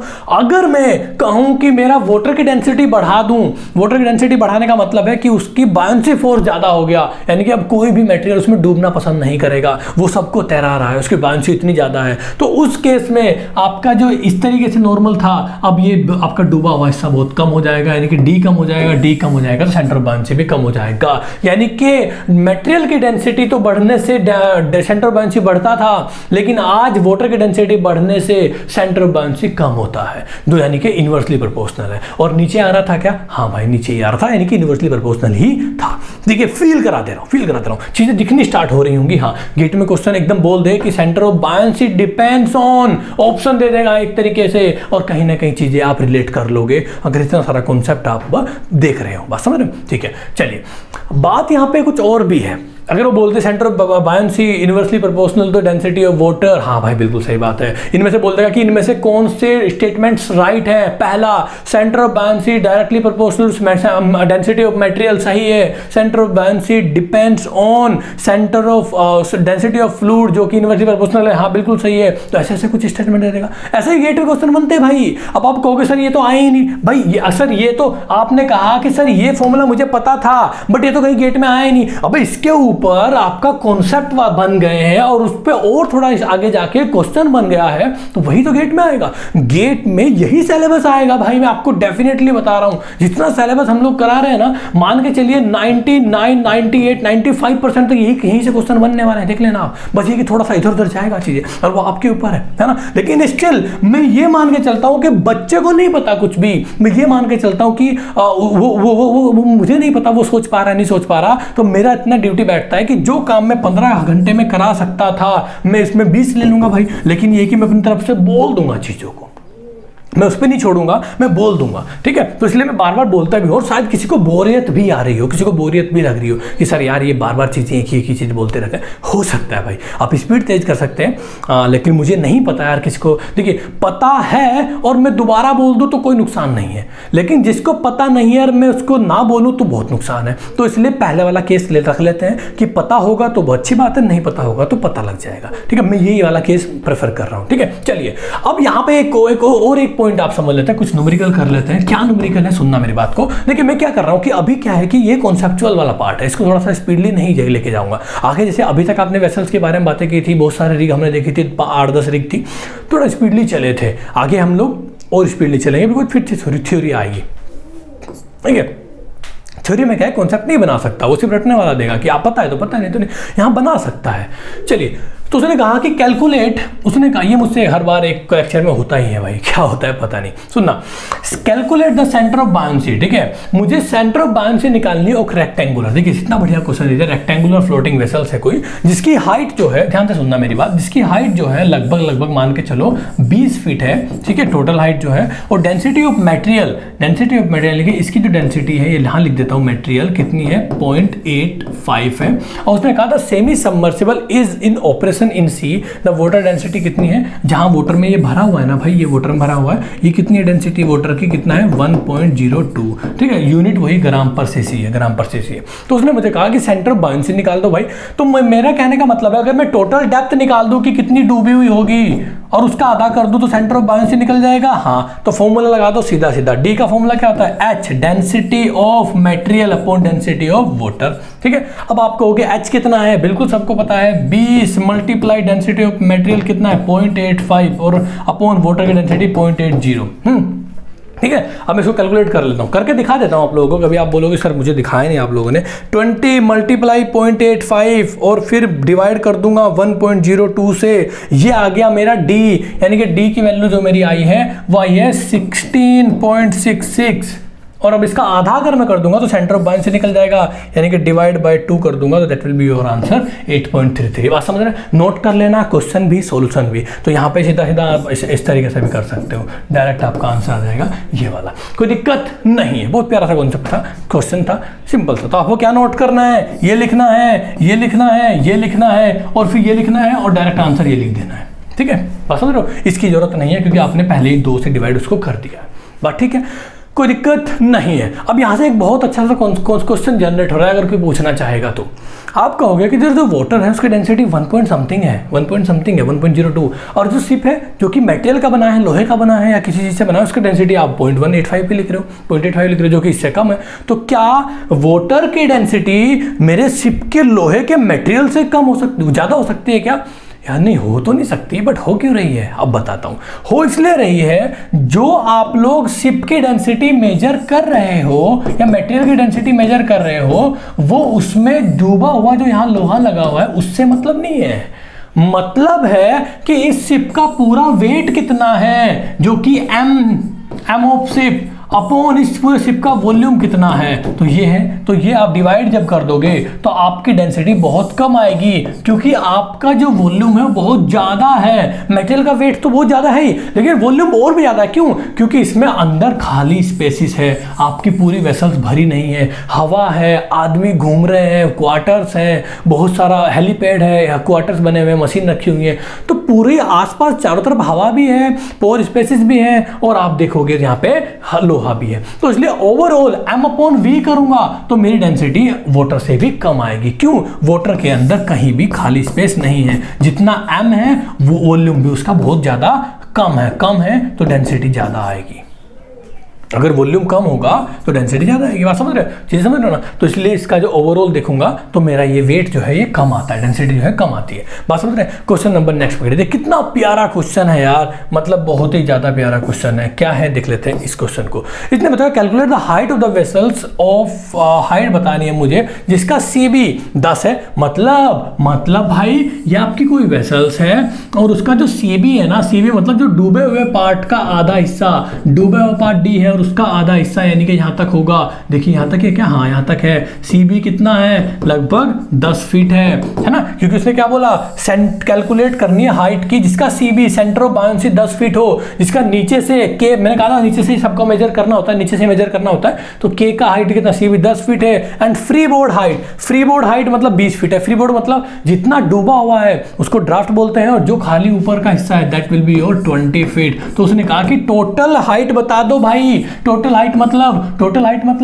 हाइट एक तो ये वाली प्लस एक ये वाली प्लस एक ये वाली, तो ये मुझे पता है 20 और ये मुझे पता है 10, ये नहीं पता है। उसने कहा D नहीं पता है, तो फ्री बोर्ड 20 है, ये मुझे नहीं पता है, तो मैं क्या करूंगा, इसका आधा हिस्सा तो पता है ना, तो इसका आधे का डबल कर दूंगा तो ये पूरा D आ जाएगा, और ये आ जाएगा पूरा टोटल हाइट। समझ रहे हो, क्योंकि आप लोगों ने पता है centre of buoyancy equal to D/2। Centre of buoyancy कितना पता है, 10 पता है, और ये 2 से मल्टीप्लाई करूंगा तो D आ गया। D कितना है 20 यानी कि ये मिल गया मुझे 20, बात समझ रहे हैं, 20 मिल गया।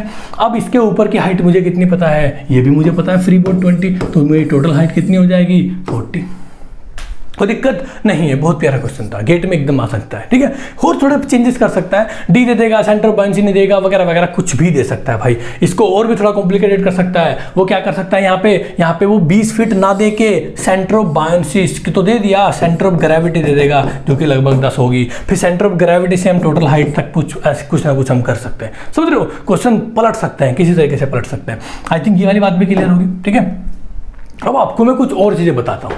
क्या बताता हूँ, मेरे यहाँ पे देखना, एक कुछ भी देखना, मैंने आपको बोला होगा कि फ्री बोर्ड क्या होता है। फ्री बोर्ड क्या होता है, the vertical distance between the water line and the upper most deck. मतलब देखना, ये आपका कोई वेसल्स है, ये आपका डूबा हुआ है, तो this will be your draft, और ये आपका हाइट जो है फ्री बोर्ड है, मतलब जो वाटर लेवल से ऊपर है। तो उसने कहा डिस्टेंस बिटवीन वाटर लाइन और ऊपर का डेक जो है, वहाँ की डिस्टेंस जो है that will be your free board. इतनी बात मुझे पता है। अब मेरे यहाँ से बहुत प्यारा क्वेश्चन निकलता है, इसको मैं हिल बोल रहा हूँ। यहाँ पे देख लीजिए, ये रहा ये फ्री बोर्ड है ये वाला, और ये ड्राफ्ट है, ठीक है ना। तो फ्री बोर्ड क्या है, वाटर लाइन से ऊपर वाला हिस्सा, और ड्राफ्ट क्या है, वाटर लाइन से पूरा नीचे तक का हिस्सा, ठीक है। अपर मोस्ट हिस्सा और water line free board, lower most हिस्सा और वाटर लाइन ड्राफ्ट, कोई दिक्कत नहीं है। बात कर लेते हैं यहाँ पे, देखिए ड्राफ्ट का आधा हिस्सा centre of buoyancy, total height का आधा हिस्सा जो कि यहाँ पे होगा सेंटर ऑफ ग्रेविटी। बात समझ रहे हो, कोई दिक्कत नहीं है। आगे क्या देखें, जो भी देख रहे थे वो देख लेते हैं। हिल और लिस्ट में एक बहुत अच्छा सा डिफरेंस है, गेट में कहीं ना कहीं क्वेश्चन बन सकता है। हिल क्या होता है और लिस्ट क्या होता है वो देख लेते हैं। हिल का मतलब ये होता है कि जितना भी मेरा विंड, वेव और करंट है, यानी कि जो एक्सटर्नल फोर्सेस हैं, उनकी वजह से मेरा वेसल्स का टेम्परेरी एंगल बनना, इस तरफ मूवमेंट हो जाना, उसका अनस्टेबल हो जाना, टेम्परेरी उसका इस तरफ हो जाना, यानी कि this angle will be your hill angle, ठीक है। जितना आप इस तरफ जा रहे हो, ठीक है, तो ये आपका हिल एंगल हो गया। बात समझना, यहाँ पे एक चीज ये है कि सर फिर लिस्ट क्या है, लिस्ट भी एक तरीके से इस तरफ इंक्लाइन होना ही है, but hill is a temporary deflection, but list is a permanent deflection. बात समझना, हो सकता है कि आपने पहले तो एक चीज ये समझ लो, ये चीज समझ लो, किसी वेसल्स का, ये मेरे पास वेसल्स है, बात समझना, ये मेरे पास वेसल्स है, इस वेसल्स का, और ये मेरे तरफ को आ रही है, इस तरफ को आ रही है। अगर मैं इस सामने से देखूंगा तो मुझे ये इस तरीके से दिखाई देगी, बात समझना, मुझे इस तरीके से दिखाई देगी, ठीक है। ये आपका पानी है और इधर भी आपका ये नीचे पानी है, बात समझना। तो ये अगर मैं इधर से आपको इसका फोर्स दूंगा, कोई इसको टिल्ट करूंगा, तो ये इस तरीके से टिल्ट हो जाएगी, इस तरफ से टिल्ट हो जाएगी, है ना। तो ये होता है हिलिंग एंगल, ये होता है हिल, ठीक है। और अगर मैं इसको इधर से टिल्ट कर दूं तो ये किस तरीके से टिल्ट हो जाएगी, ये हो जाएगी इस तरीके से टिल्ट, ठीक है। ये होता है ट्रिम। तो हिल एंड ट्रिम मेरे एक सामने से डिफ्लेक्शन है ऐसे, और एक ऐसे डिफ्लेक्शन है, मतलब एक इस वेसल को ऐसे से कर सकता हूं और एक इस वेसल को इधर से ऐसे से कर सकता हूं, यानी कि जो यहां पे। तो healing and trimming, hill and trim दो अलग टर्म है। अब हिलिंग में भी दो हैं, पहला हिल और दूसरा लिस्ट। देख ध्यान सुनना, ट्रिम अलग हो गया, ट्रिम तो कैटेगरी अलग होगी। तो हिलिंग एंड ट्रिम क्या होता है, ऐसे डिफ्लेक्शन क्या होगा, ट्रिम। और आपकी जो वेसल है सामने से आपको ऐसे दिखेगी, तो वो आपका ऐसा डिफ्लेक्शन क्या होगा, तो वो ट्रिम, मतलब वो हिल है। अब सुनना, इसको ऐसे याद रख सकते हैं, साइड और साइड के कॉरस्पॉन्डिंग डिफ्लेक्शन क्या होगा, हिल होगा, और इधर क्या है, बैकवर्ड एंड फोर्थवर्ड के साइड ऐसे जो डिफ्लेक्शन होगा that will be your trim. ठीक है, तो हिल एंड ट्रिम बहुत कॉमन टर्म है ऑफशोर में, तो हिल एंड ट्रिम दोनों पता लग गया आपको। ठीक है, अब हिल में भी दो हैं, एक हिल है एक लिस्ट है। हिल एक टेम्परेरी डिफ्लेक्शन है, सुनना, ए ship is said to be hilled when it is temporarily inclined by an external forces, और external forces में भी आपके विंड हो सकते हैं और आपके ओशन में वेव हो सकती है, करंट हो सकते हैं। लेकिन जैसे ही एक्सटर्नल फोर्सेस हटेंगे, विंड फोर्सेस करंट फोर्सेस हट जाएंगे, तो ये फिर से अपने लोकेशन पे आ जाएगी, because this is your temporary inclination. ठीक है, तो ये हो गया लिस्ट आपका ए परमानेंट इंक्लिनेशन। समझ रहे, सेम टू सेम डेफिनेशन है। Ship is said to be listed when it is permanent inclined by an external forces था, लेकिन यहाँ पे by an offset center weight है। मतलब आपने क्या किया, आपने इस वेसल्स पे यहाँ कुछ अच्छा खासा वेट रख दिया। ठीक है, अब हवा चले ना चले, विंड आए ना आए, ये बाबूजी तो हमेशा ऐसे ही टिल्ट रहेंगे। क्यों? क्योंकि आपने यहाँ पे अलग से सेंटर में वेट ना रख के ऑफ सेंटर वेट कर दिया, वेट ऑफ सेंटर कर दिया, सेंटर से हटा दिया, तो ये परमानेंट आपका ऐसे ही रहेगा, अब नहीं हिलने वाला। या तो आप वेट को वापस लेके आओ इधर पे, जिससे कि आपका सेंटर में आके ये आपका इक्वली डिस्ट्रीब्यूशन हो जाए फ्लूइड का, इस तरफ भी इस तरफ भी, तो ये वेसल जो है नॉर्मल कंडीशन पे आ जाए। तो ये परमानेंट है क्योंकि आपने वेट रख दिया तो रख दिया। ठीक है, और यहाँ पे क्या है, हवा आज चल रही है नहीं चल रही है, कल नहीं चलेगी तो आपका फिर वापस आ जाएगा। तो दिस इज योर टेम्परेरी। तो हिल एंड लिस्ट में थोड़ा सा डिफरेंस ये रखेंगे। और मोस्ट ऑफ द टाइम, हालांकि बहुत सारे रीजन है परमानेंट डिफ्लेक्शन के, परमानेंट इंक्लिनेशन के, बट 99% आपका यही होता है बाय ऑफसेट सेंटर वेट होता है। ठीक है, बात समझ रहे हैं। चलिए, उसने मुझे कहा every vessel has a maximum draught to which it can be safely loaded. ठीक है, बात समझना, every vessel has a maximum draught, हर एक वेसल्स में मैक्सिमम ड्राफ्ट होता है कुछ, जो हम लोगों के लिए सेफली लोडेड हम लोग अपना सामान इसमें कर सकते हैं। This draft which provide the safe amount of river bouncy. जितना ज़्यादा हम लोग इसको नीचे ड्राफ्ट करेंगे तो मेरे हिसाब से बहुत ज़्यादा बाउंसी फोर्स लगना स्टार्ट हो जाएगा, बिकॉज ज़्यादा वेट हटाएगा, ज़्यादा वो हटाएगा, क्या बोलते हैं, आप लोगों को मैं ऐसे बता सकता हूँ कि आपने एक बकेट ली है और आपने अपने जो एक गिलास ले लेना। ठीक है, और गिलास में आप इसको हल्के से पानी, क्या बोलते हैं, गिलास को उसको सीधा खड़ा करके, फिगर बना ही देता हूँ जल्दी से। ये आपकी बकेट है और आपने क्या किया, गिलास को ऐसे लिया गिलास को, और ये गिलास ऐसे है ना सीधा, और यहाँ तक पानी भरा हुआ है, तो आपने ऐसे खड़ा कर, तो आपके रिवर्स फोर्स जो लगेगा ना वो कम होगा। अगर आप उसको और नीचे कर दोगे, तो और फोर्स लगेगा। तो कहने का मतलब है रिवर्स बाउंसी ज़्यादा लगनी शुरू हो जाएगी अगर आप उसको नीचे की तरफ फोर्स लगाओगे, नीचे तरफ ले जाओगे। तो यहाँ पे क्या बोला कि अगर हम उसको कि सेफली लोडेड, ज़्यादा सामान रख सकते हैं अगर आप उसको नीचे लेके चले जाओ थोड़ा सा, मतलब आप उसकी बाउंसी बढ़ा दो, यानी कि ड्राफ्ट एरिया बढ़ा दो। ठीक है, और उसने कहा कि यही आपकी लोड लाइन है, ध्यान सुना, ये आपकी लोड लाइन है। The load line is indicated on vessels by Plimsoll mark. देखिए, प्लिमसोल मार्क होते हैं ये वाले मार्क। बहुत लोगों को प्लिमसोल मार्क का कॉन्सेप्ट पता है कि ये किस चीज़ के लिए काम आता है, ये लोड लाइन के लिए काम आते हैं, लेकिन इसका पूरा एग्जैक्ट फील नहीं आता। जब तक फील नहीं आता तो मैं उसको छोड़ता नहीं हूँ। क्या बोला, देखिए, मुझे नहीं पता इसने क्या बोला, आप छोड़ो, मुझे नहीं पता। अब मैं अपने हिसाब से आपको बताता हूँ सिंपल लैंग्वेज में, और आपको चीज़ें समझ में आने शुरू हो जाएंगी। क्या बोला कि प्लिमसोल मार्क क्या होता है भाई, ये एक टर्म होती है जो दिखाती है कि लोड लाइन को दिखाती है, और क्या दिखाती है कि मिनिमम फ्रीबोर्ड हाइट में क्या रख सकता हूं, मिनिमम फ्रीबोर्ड हाइट में क्या रख सकता हूं, वो इसको रिप्रेजेंट करती है। सुनना मेरी बात को।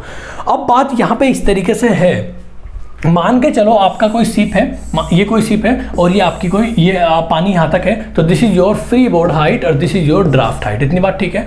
अगर आप इस वाले आपने यहाँ पे और लोड रख दिया तो क्या होगा, ये नीचे आएगा, और नीचे आने के बाद ये आपका पानी यहाँ तक पहुंच जाएगा। बात समझ रहे हो, ये पानी यहाँ तक पहुंच जाएगा, जो कि खतरे की घंटी है, इसलिए मैं इसको रेड कर देता हूँ। क्यों, अगर थोड़ा सा भी लोड बढ़ेगा ना तो आपका शिप जो है वो सबमर्ज कर जाएगा। ठीक है, तो एक मिनिमम वो हाइट जो मुझे, जिससे ऊपर मुझे नहीं लेके जाना, मिनिमम फ्री बोर्ड की वो हाइट जिसके ऊपर मैं अब नहीं जाऊंगा। ठीक है, जिसके ऊपर मैं नहीं जाऊंगा, ये वाली हाइट जो है नीचे ऊपर वाली, ठीक है, इसके ऊपर अब मैं नहीं जाने वाला। क्यों, क्योंकि अगर मैं इसके ऊपर नीचे जाऊंगा तो मेरा शिप सबमर्ज हो जाएगा। अब ये डिपेंड करता है लोकेशन टू लोकेशन। कि जैसे मैंने कहा कि मैं फ्रेश वाटर में जा रहा हूँ, तो भाई ठीक है आप लगभग इतना लेवल रखना। उसने कहा सर मैं कहीं और एरिया में जा रहा हूँ, वहाँ का जो डेंसिटी है वाटर का या जो भी है वहाँ के कुछ चेंजेस हैं, तो भाई फिर एक काम करना, आप अपनी जो फ्री बोर्ड हाइट है ना वो लगभग इतनी रखना, उससे ज़्यादा मत रखना, उससे कम मत रखना, ठीक है, उससे कम भी मत रखना, ज़्यादा मत रखना। तो ये आपके लोकेशन टू लोकेशन ये प्लिंसोल मार्क वेरी करेगा, हर लोकेशन पे ये अलग रहेगा। तो इसलिए आप लोग देख सकते हो यहाँ पे एक ऐसे निशान बने होंगे और उस निशान के हिसाब से हम अपना काम करेंगे। कैसे? उसने कहा इस तरीके के निशान बने होंगे। देखिए यहाँ पे क्या कि अगर मेरा ये क्या समर लोड ऑफ लाइन है, ये समर लोड लाइन, तो आप लगभग यहाँ तक रखोगे पानी। ट्रॉपिकल जोन में लोड लाइन है, ट्रॉपिकल जोन में आप चल रहे हो अपने शिप को लेके, तो आप लगभग टी तक जा सकते हो, यहाँ तक जा सकते हो। इस तरीके की चीजें हैं, ठीक है। और ये हर एक शिप पे लगे रहते हैं, आप कोई भी शिप देख लो, इनफैक्ट आप कोई हॉलीवुड की मूवी भी देखोगे ना, कहीं शिप दिखाई देगा तो आप इस पर नजर मार सकते हो कि वहाँ पे है वो निशान है वहाँ पे, ठीक है ना। तो अब आपको दिखने स्टार्ट हो जाएंगे।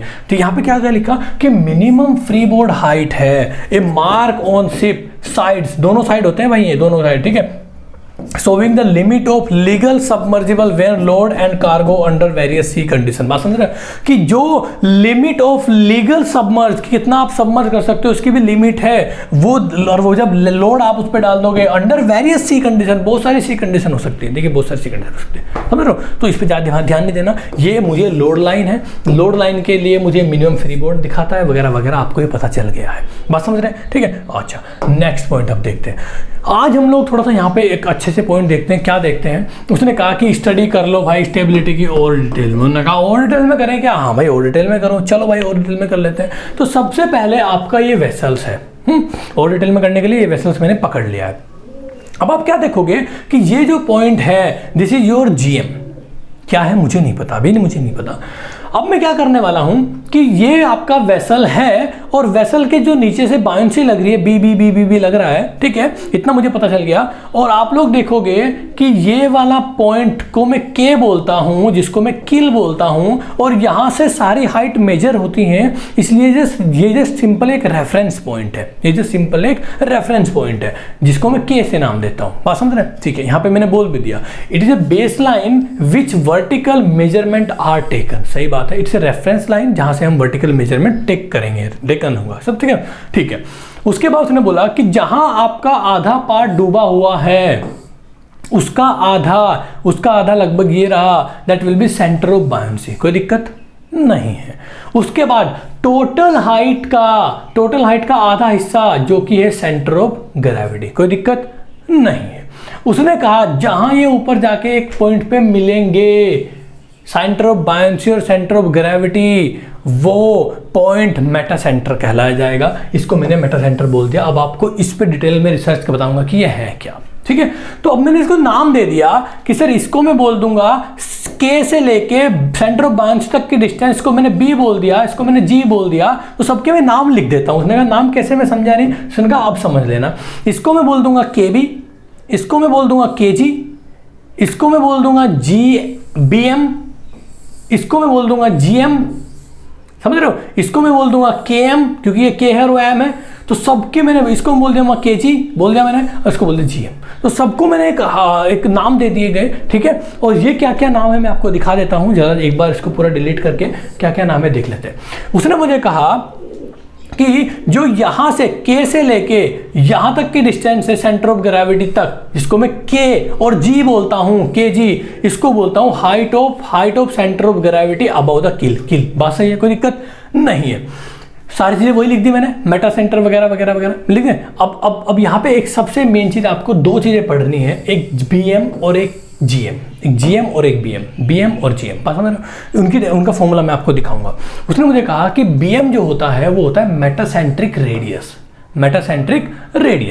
ठीक है। अगर मुझे बोल देगा कि find out the metacentric radius, मतलब मुझे मेटासेंट्रिक रेडियस मतलब बीएम निकालना है, मतलब सेंटर ऑफ बाउंसी से लेके मेटासेंटर तक की डिस्टेंस निकालनी है।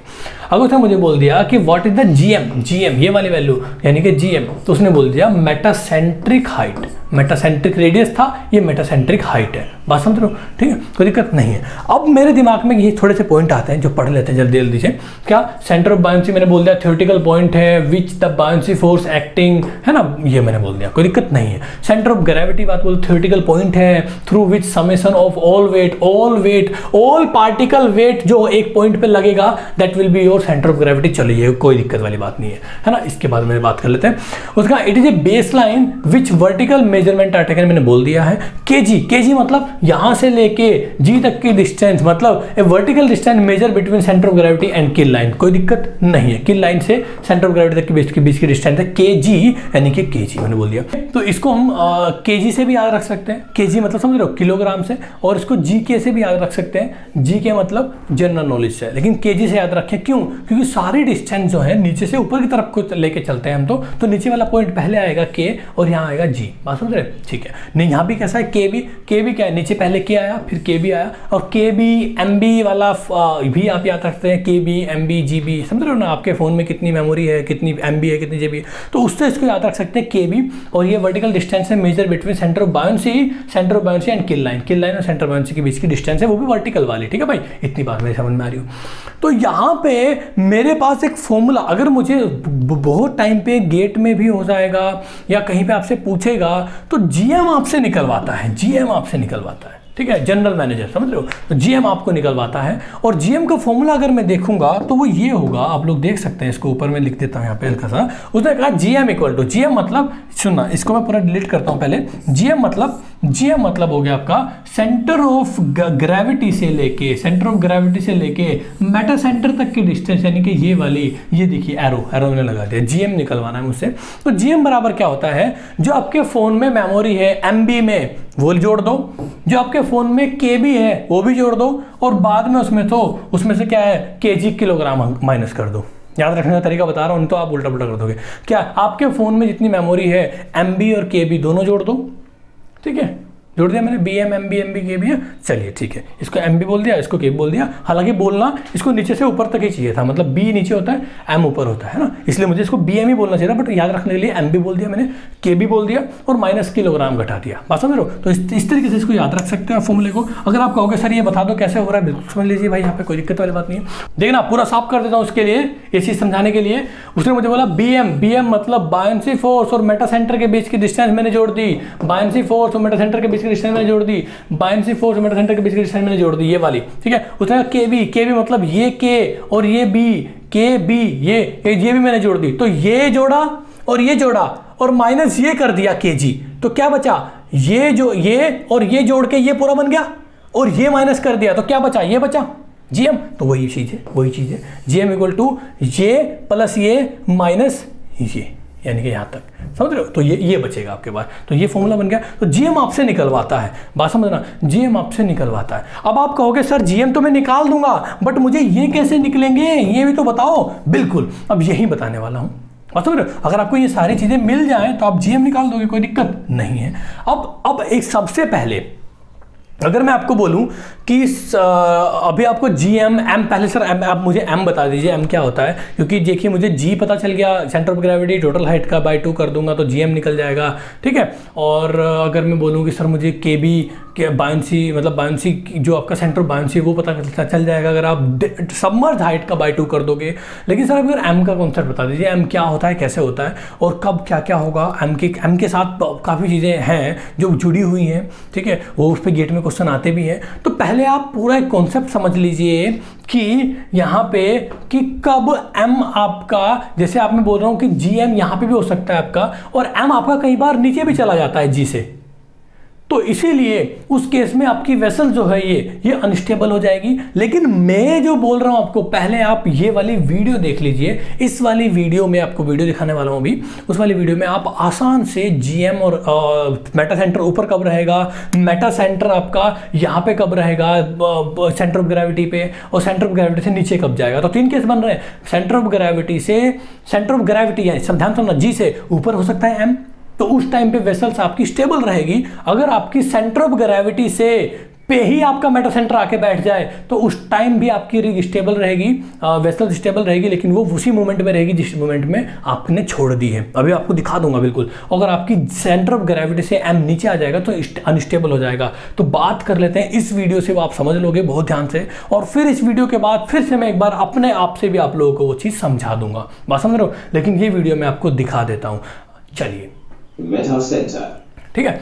लेकिन अब आप बोलोगे सर मुझे तो आवाज ही नहीं आ रही है, बात समझ रहे हो। तो ठीक है, मैं आपको पूरा स्क्रीन पे ही ये वीडियो दिखा देता हूँ, ठीक है। चलिए स्टार्ट करते हैं, 1 2 3। Meta center. When a solid body floating in a fluid is tilted from its equilibrium position, then the stability of its equilibrium depends upon the location of its meta center. To understand this, let us recall that a solid body floats in a fluid. If the mass density of a body is less than that of fluid, as in case of wood, plastic, ice cube, etc., and if the weight of fluid displaced by the immersed body is equal to the weight of the body, as in case of boat, ship, etc., when a body, say a ship, floats in water, it is acted upon by two forces. A vertical downward force of gravity, which is equivalent to the weight of the body, W, acting at the center of gravity, G, and an upward vertical buoyancy force, FB, which is equal to the weight of the water displaced by the immersed body, which passes through the centroid of the displaced volume of water, that is, the center of buoyancy. Now, for a floating body to be in equilibrium, the buoyancy force should be equal to the weight of the body. Also, the center of gravity and the center of buoyancy should lie on the same vertical line, called the center line, BG. Now, if a body undergoes an angular displacement, say in the rightward direction, then we see that the volume displaced is larger in the right side. Thus, the center of buoyancy shifts towards the right from B to B dash, and a couple is formed which tries to rotate the body. Here, the point of intersection of the vertical line through the new center of buoyancy B dash and the center line BG is termed as the meta center of the body, and the distance by which the meta center lies above the center of gravity of a floating body is known as the metacentric height, GM, which is given by. Depending upon the location of the meta center, a floating body possesses three types of equilibrium. They are stable, unstable, and neutral equilibrium. When M is above G, then in this case, a restoring couple is formed by the buoyancy force and the weight of the body, which tends to turn the body to its original position. Thus, the body is said to be in stable equilibrium. Now, when M is below G, then in this case, an overturning couple is formed by the buoyancy force and the weight of the body, which tends to sink the body from its original position. Thus, the body is said to be in unstable equilibrium. And when M coincides with G, then in this case, the line of action of buoyancy force and the weight of the body are collinear and passes through the same point. Due to this, the body neither returns to its original position nor increases its displacement further. Thus, the body is said to be in neutral equilibrium. Video देख लिया आप लोगों ने, ठीक है, अच्छा लगा। I think इससे काफ़ी ज़्यादा क्लियर हुई होंगी चीज़ें कि कब अनस्टेबल है, कब क्रिटिकल स्टेबल है और कब अनस्टेबल है, ठीक है। स्टेबल, न्यूट्रल और अनस्टेबल, तीन चीज़ें पता चली होंगी आपको। स्टेबल और अनस्टेबल, बीच में एक न्यूट्रल वाला केस ही पता चल गया होगा। तो अभी हम आते हैं अपने पॉइंट पे, जो मैं आपको अपने आप से समझाता हूँ वही चीज़ें जो आपने इस वीडियो में देखी और काफ़ी चीज़ें आपको क्लियर हो भी गई होगी। क्या, देखना जरा। उसने मुझे कहा था कि जैसे मैं इसको ऐसे टिल्ट करता हूँ तो क्या होता है, ये सेंटर ऑफ ग्रेविटी जी यहाँ लगेगा और ये आपका मेटा सेंटर अभी क्या होगा, देखिए क्या हुआ, जी आपका इधर लग रहा है इस पॉइंट पे जहाँ था, और आप देखोगे कि जैसे ही आप इस तरफ तरफ से आपकी वेसल टिल्ट हो गई है, तो अब आपने क्या किया, इस तरफ से पानी हटाना ज़्यादा शुरू कर दिया और इस तरफ से पानी कम हटाया है। तो जिस तरफ पानी ज़्यादा हटाया होगा उसी तरफ बायंसी ज़्यादा लगेगी, इतनी बात तो आप मानते हो ना भाई, ठीक है। तो आपका बायंसी फोर्स यहाँ से लेके इस तरफ शिफ्ट हो जाएगा, तो ये B1 हो जाएगा ना कि B, और यहाँ से ऊपर जाने वाली वर्टिकल लाइन कहीं ना कहीं G को कट करेगी और वही पॉइंट आपका मेटा सेंटर होगा। बात समझना, वही पॉइंट आपका मेटा सेंटर होगा।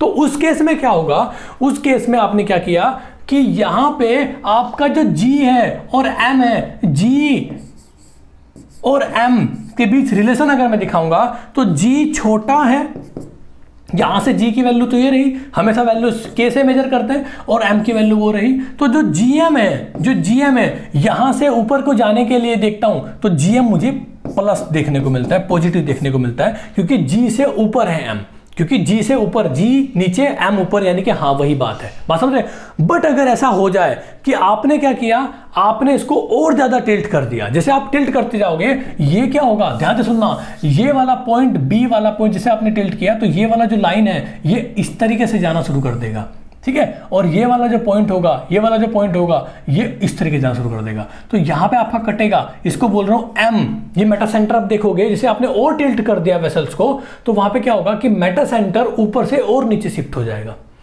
मेटा सेंटर ऊपर से और नीचे शिफ्ट हो जाएगा। फिर आपने क्या किया, और टिल्ट कर दिया तो ये और ऐसे हो गया, मेटा सेंटर और नीचे शिफ्ट हो जाएगा। तो आप लोग देखोगे कि मेटा सेंटर ऊपर से नीचे की तरफ शिफ्ट होता जा रहा है अगर आप टिल्ट बढ़ाते चले जा रहे हो, ठीक है ना। और जब तक आपका मेटा सेंटर ऊपर रहेगा G से, तो मैं G और M अगर पढ़ूंगा, यानी कि G नीचे M ऊपर, तो यानी कि सही है क्या, डिस्टेंस G से M की तरफ डिस्टेंस पॉजिटिव आ रही है, क्योंकि G छोटा M बड़ा, तो यानी कि ये हो गया आपका पॉजिटिव डिस्टेंस। यानी कि GM जब तक पॉजिटिव रहेगा, या G यानी कि M की वैल्यू जब तक G से ऊपर रहेगी तब तक आप उसको पॉजिटिव बोल सकते हो, यानी कि आपकी वेसल स्टेबल केस में है जब तक आप M G से ऊपर देखोगे। लेकिन एक केस वो आएगा कि यहां पे जैसे आपका G है और जैसे आप और टिल्ट करोगे तो ये ऐसे हो जाएगा, और फिर ये आपका G जहां होगा वहीं पे M कटने लगेगा, जहां G होगा वहीं पे M कटने लगेगा, बात समझ रहे हो। तो यहां पे GM की वैल्यू कितनी होगी, 0। GM की वैल्यू कितनी होगी, 0, क्योंकि G नीचे और M भी वही है, G भी वही है, तो GM के बीच की डिस्टेंस कितनी, 0। यहाँ पे GM के बीच की डिस्टेंस क्या है, GM मतलब नीचे G ऊपर M, यानी कि नीचे G ऊपर M, और वो केस भी सही है, और यानी कि ये तो हो गया पॉजिटिव। लेकिन यहाँ पे G भी वही, M भी वही, तो ये हो गया 0। लेकिन अगर आप इसको और टिल्ट कर दोगे तो M आ जाएगा नीचे, M आ जाएगा नीचे, और G आ जाएगा आपका ऊपर। वही आपने वीडियो में भी देखा है, लेकिन मैं फिर से तो अपने हिसाब से लेवल पे बता रहा हूँ, वीडियो में तो आपने समझ लिया होगा क्योंकि उसका ग्राफिकल रिप्रेजेंटेशन बहुत अच्छा था, इसलिए मैंने आपको वो वीडियो दिखाई, ठीक है ना। चलिए, उससे चीजें जितना मैं दिमाग से बताऊंगा उससे आप चुटकी से समझ जाओगे कि चीजें ऐसे हो रही है, बात समझ रहे हो, ठीक है। तो यहाँ पे क्या हो रहा है, M ऊपर आ गया। अगर मैं GM देखूंगा तो GM क्या है, मैं लिख रहा हूं GM, तो GM तो है ही नहीं, MG है, क्योंकि नीचे से ऊपर चलते हैं तो GM तो है ही नहीं, GM तो मतलब ऊपर से नीचे आ रहा हूं, नेगेटिव, लेकिन MG पॉजिटिव होगा, तो इसलिए जो GM अगर मैं देखूंगा तो वो नेगेटिव मिलेगा मुझे, ठीक है, क्योंकि GM मतलब ऊपर से नीचे आ रहा हूं, और GM मतलब यहाँ नीचे से ऊपर जा रहा था, और जो GM था वो नीचे से, यानी कि नीचे से हट लेते हैं ऊपर की तरफ जाते हैं, यानी कि वो चीज यहाँ पे हो रही थी। लेकिन आज GM में नीचे से ऊपर को नहीं जा रहे, GM में ऊपर से नीचे आ रहे हैं, यानी कि नेगेटिव वैल्यू है, यानी कि नेगेटिव वैल्यू है, यानी कि रिग जो है या वेसल जो है अनस्टेबल हो जाएगी, बात समझ रहे हैं। तो एक केस तो ये बना, ठीक है। तो वो आपसे गेट में क्वेश्चन पूछ सकता है कि if GM value is positive the rig will be stable, unstable और न्यूट्रल। भाई पॉजिटिव होगा तो डेफिनेटली स्टेबल होगा, या बोल दे अगर G की वैल्यू M से ऊपर है तो वो ये वाला केस है, ये वाला केस है, ये वाला केस है, भाई ये वाला है, उस केस में रिग अनस्टेबल हो जाएगी, बात समझ रहे हो। तो ये थोड़े से G का और M का कॉन्सेप्ट था जो कि मुझे पता होना चाहिए। तो मेरे लिए आप मुझे ये बताओ, क्या कहीं ना कहीं मेरे लिए GM मैटर कर रहा है क्या मेरे लिए GM की वैल्यू मैटर कर रही है क्या, बिल्कुल कर रही है। क्यों, क्योंकि मुझे GM पॉजिटिव नेगेटिव देखना होगा, और जितना ज्यादा GM होगा उतना रिग स्टेबल भी होगा। अब मुझे बताइए कि ये वाला रिग ज्यादा स्टेबल होगा या ये वाला रिग ज्यादा स्टेबल होगा। भाई ये वाला होगा, क्योंकि यहां तक देखिए GM की वैल्यू कितनी है, बहुत ज्यादा है, ठीक है, यहाँ GM की वैल्यू नहीं है। तो ये जैसे मैं इसको फोर्स लगाऊंगा तो ये वापस आने की कोशिश करेगा। अगर मैं यहाँ फोर्स लगाया, ये ऐसे टिल्ट हो गया, अब फोर्स हटा दो तो ये वापस आ जाएगा।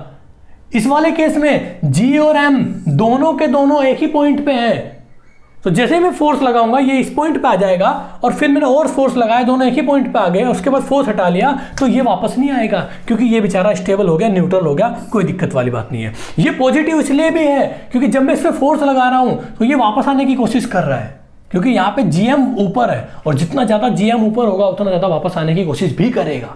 ठीक है, यहाँ पे जैसे मैंने फोर्स हटाया तो वापस आ गया, और फिर से फोर्स लगाया, फिर से इधर आ गया, फिर से फोर्स हटाया, फिर वापस आ गया। मैंने और फोर्स लगाया, जीएम यहाँ आ गया, और फोर्स लगाया, जीएम जी के ऊपर आ गया, फिर मैंने फोर्स हटाया, फिर ये नहीं आएगा वापस। तो एक कंडीशन वो बनेगी, समझ लो, जैसे आपकी वेसल से आपने किया फिर वापस आ गया, लेकिन एक ऐसा पॉइंट आएगा जब इसको यहाँ छोड़ दोगे तो यहीं रह जाएगा। क्यों? वो पॉइंट कब है? वो पॉइंट है जी और एम जब बराबर हो जाएंगे, लेकिन काफी देर तक ये वापस आने की कोशिश करता रहेगा जब तक आप इस वाले केस को रखोगे। जब तक आप जीएम यहाँ होगा तो वापस आएगा, जीएम यहाँ होगा तब भी वापस आएगा, जी थोड़ा सा भी ऊपर रहेगा, एम थोड़ा सा भी ऊपर रहेगा जी से, तब भी वापस आएगा, लेकिन उतने फोर्स से नहीं आएगा। फिर जी और एम 1 इंच का भी गैप रहेगा तब भी वापस आने की कोशिश करेगा, लेकिन आने वाला राइटनिंग मूवमेंट जो है, राइटनिंग फोर्स जो है वो कम रहेगा एज कंपेयर टू जब ये जीएम बहुत ऊपर था, उससे कम रहेगा। लेकिन जब ये दोनों एक पॉइंट पे मिल जाएंगे फिर फोर्स तो कम हो ही रहा था धीरे धीरे, अब वो भी नहीं रहा, अब ये वाली कंडीशन बन गई जिसको न्यूट्रल बोल रहा हूं। लेकिन उस केस में अगर आपने इसको ओवर टिल्ट कर दिया फिर ये क्या होगा, एम नीचे आ जाएगा, और नीचे आने का मतलब है अगर आपने फोर्स को छोड़ा तो फिर ये वापस नहीं आएगा, ये ना तो वापस आएगा ना यहीं पे रहेगा, ये इधर ही गिर जाएगा। जैसे मैंने इसे फोर्स लगाया, वापस आ रहा है, वापस आ रहा है। एक फोर्स पे लगाने के बाद जब जी और एम दोनों पॉइंट पे आ गए तो वो दोनों एक जगह रुक गए हैं, एक जगह पॉइंट पे रुक गए, और फोर्स लगा दो, ले भाई इधर गिर गया। तो वो चीजें हो रही हैं यहाँ पे। तो ये पॉजिटिव मतलब वापस आने की कोशिश कर रहा है, राइटनिंग मूवमेंट पॉजिटिव है, ये न्यूट्रल है, ना इधर आने की कोशिश करता ना ये गिरने की कोशिश करता। लेकिन ये क्या है, जैसे और फोर्स बढ़ाया तो एम नीचे आया, इन्हें कहा चलिए उधर गिर गया। तो ये नेगेटिव फोर्स है, राइटनिंग मूवमेंट, राइटनिंग होने की फोर्स नेगेटिव हो चुकी है, यानी कि राइटनिंग मूवमेंट नेगेटिव हो चुका है, यानी कि वो इस तरफ नहीं है, उस तरफ ही गिर गया, उधर ही गिर गया। बात समझ रहे? तो ये चीज़ आई थिंक यहाँ पे क्लियर हुई होगी। तो मैंने कहा कि जीएम निकालना मेरे लिए बहुत जरूरी चीज़ें हो जाती हैं किसी भी वेसल्स के लिए। तो ये चीज़ मैं जीएम कैसे निकालूंगा, वो यहाँ से निकालूंगा जो मैंने आपको फॉर्मूला भी बताया था। ठीक है, अब इस फॉर्मूले पे मैं कुछ आपको चीज़ें करा देता हूँ, बात समझना। ये रहा आपका फॉर्मूला। अब मैं क्या करता हूँ, इस वाले फॉर्मूले को मैं एक अगले लेक्चर से स्टार्ट कर देता हूं, और इस वाले लेक्चर को मैं यहां तक ही रखता हूं। जैसे मैंने बोला कि मैं इस वाले लेक्चर को सिर्फ यहां तक रख देता हूं। आपने सारा कुछ कॉन्सेप्ट समझा होगा, एक तरीके से कहानी बिल्डअप हुई होंगी, वो धीरे धीरे बिल्डअप की है मैंने। और अब क्या करूंगा देखना, नेक्स्ट लेक्चर में ये फॉर्मूला लगाऊंगा। जैसे मैंने कहा ना, GM equal to B M K B M B K B minus K G, वही फॉर्मूला बताया था ना पीछे अभी भाई, ये फॉर्मूला बताया था मैंने आपको, कहाँ पे, ये वाला है ना, वही फॉर्मूला लिखा हुआ है। अब दो सबके निकालने के तरीके लिख दिए हैं कि अगर आपको जीएम निकालना है तो ये फॉर्मूला, ये कैसे निकलेंगे, ये ऐसे निकलेगा, ये ऐसे निकलेगा, और ये ऐसे निकलेगा, और तीनों की वैल्यू रखूंगा तो जीएम आ जाएगा। जीएम पॉजिटिव आया तो वेसल स्टेबल है, जीएम नेगेटिव आया तो वेसल स्टेबल नहीं है, जीएम बड़ा आया पॉजिटिव में तो बहुत ज़्यादा अच्छा राइटनिंग मूवमेंट देगा, ऐसे टिल्ट करके फिर वापस आ जाएगा, बहुत अच्छी पास पावर होगी उसके बाद स्टेबल होने की। अगर जीएम बहुत छोटा है तो उसके पास पावर कम होगी स्टेबल होने की। जीएम नेगेटिव आया तो वो तो बेकार है, वो तो अनस्टेबल हो जाएगा, और जीएम की वैल्यू 0 आई तो वो न्यूट्रल है, मतलब वो ना इधर है। अगर आपने टिल्ट कर दिया तो वो जैसे ऐसे था, टिल्ट किया ऐसे आ गया तो वो अब यहीं रहेगा, ना इधर जाएगा ना इधर जाएगा, वो जीएम 0 है वहां पे। ठीक है, तो वो मैंने आपको बोल रखा जीएम 0 है वहां पे। यहाँ बोल रखा मैंने जीएम 0 है, जीएम भी एम भी तो 0 है, ये वाले केस 0 है तो ना इधर आएगा, न्यूट्रल कंडीशन है। तो ये वाली चीज़ आई थिंक आपके क्लियर होगी। तो नेक्स्ट लेक्चर में मैं इनके फॉर्मूले के बारे में बातें करूंगा, और इनफैक्ट इस फॉर्मूले को बताने के बाद फिर आपको थोड़ी सी और डिटेल बताऊंगा, और फिर आपको कुछ न्यूमेरिकल भी कराऊंगा। तो अभी के लिए इसमें इतना ही रखते हैं हम लोग, यहाँ तक इसको हम लोग छोड़ देते हैं अभी के लिए। तो इस वीडियो को इतना रखते हैं। Thank you very much, have a nice day.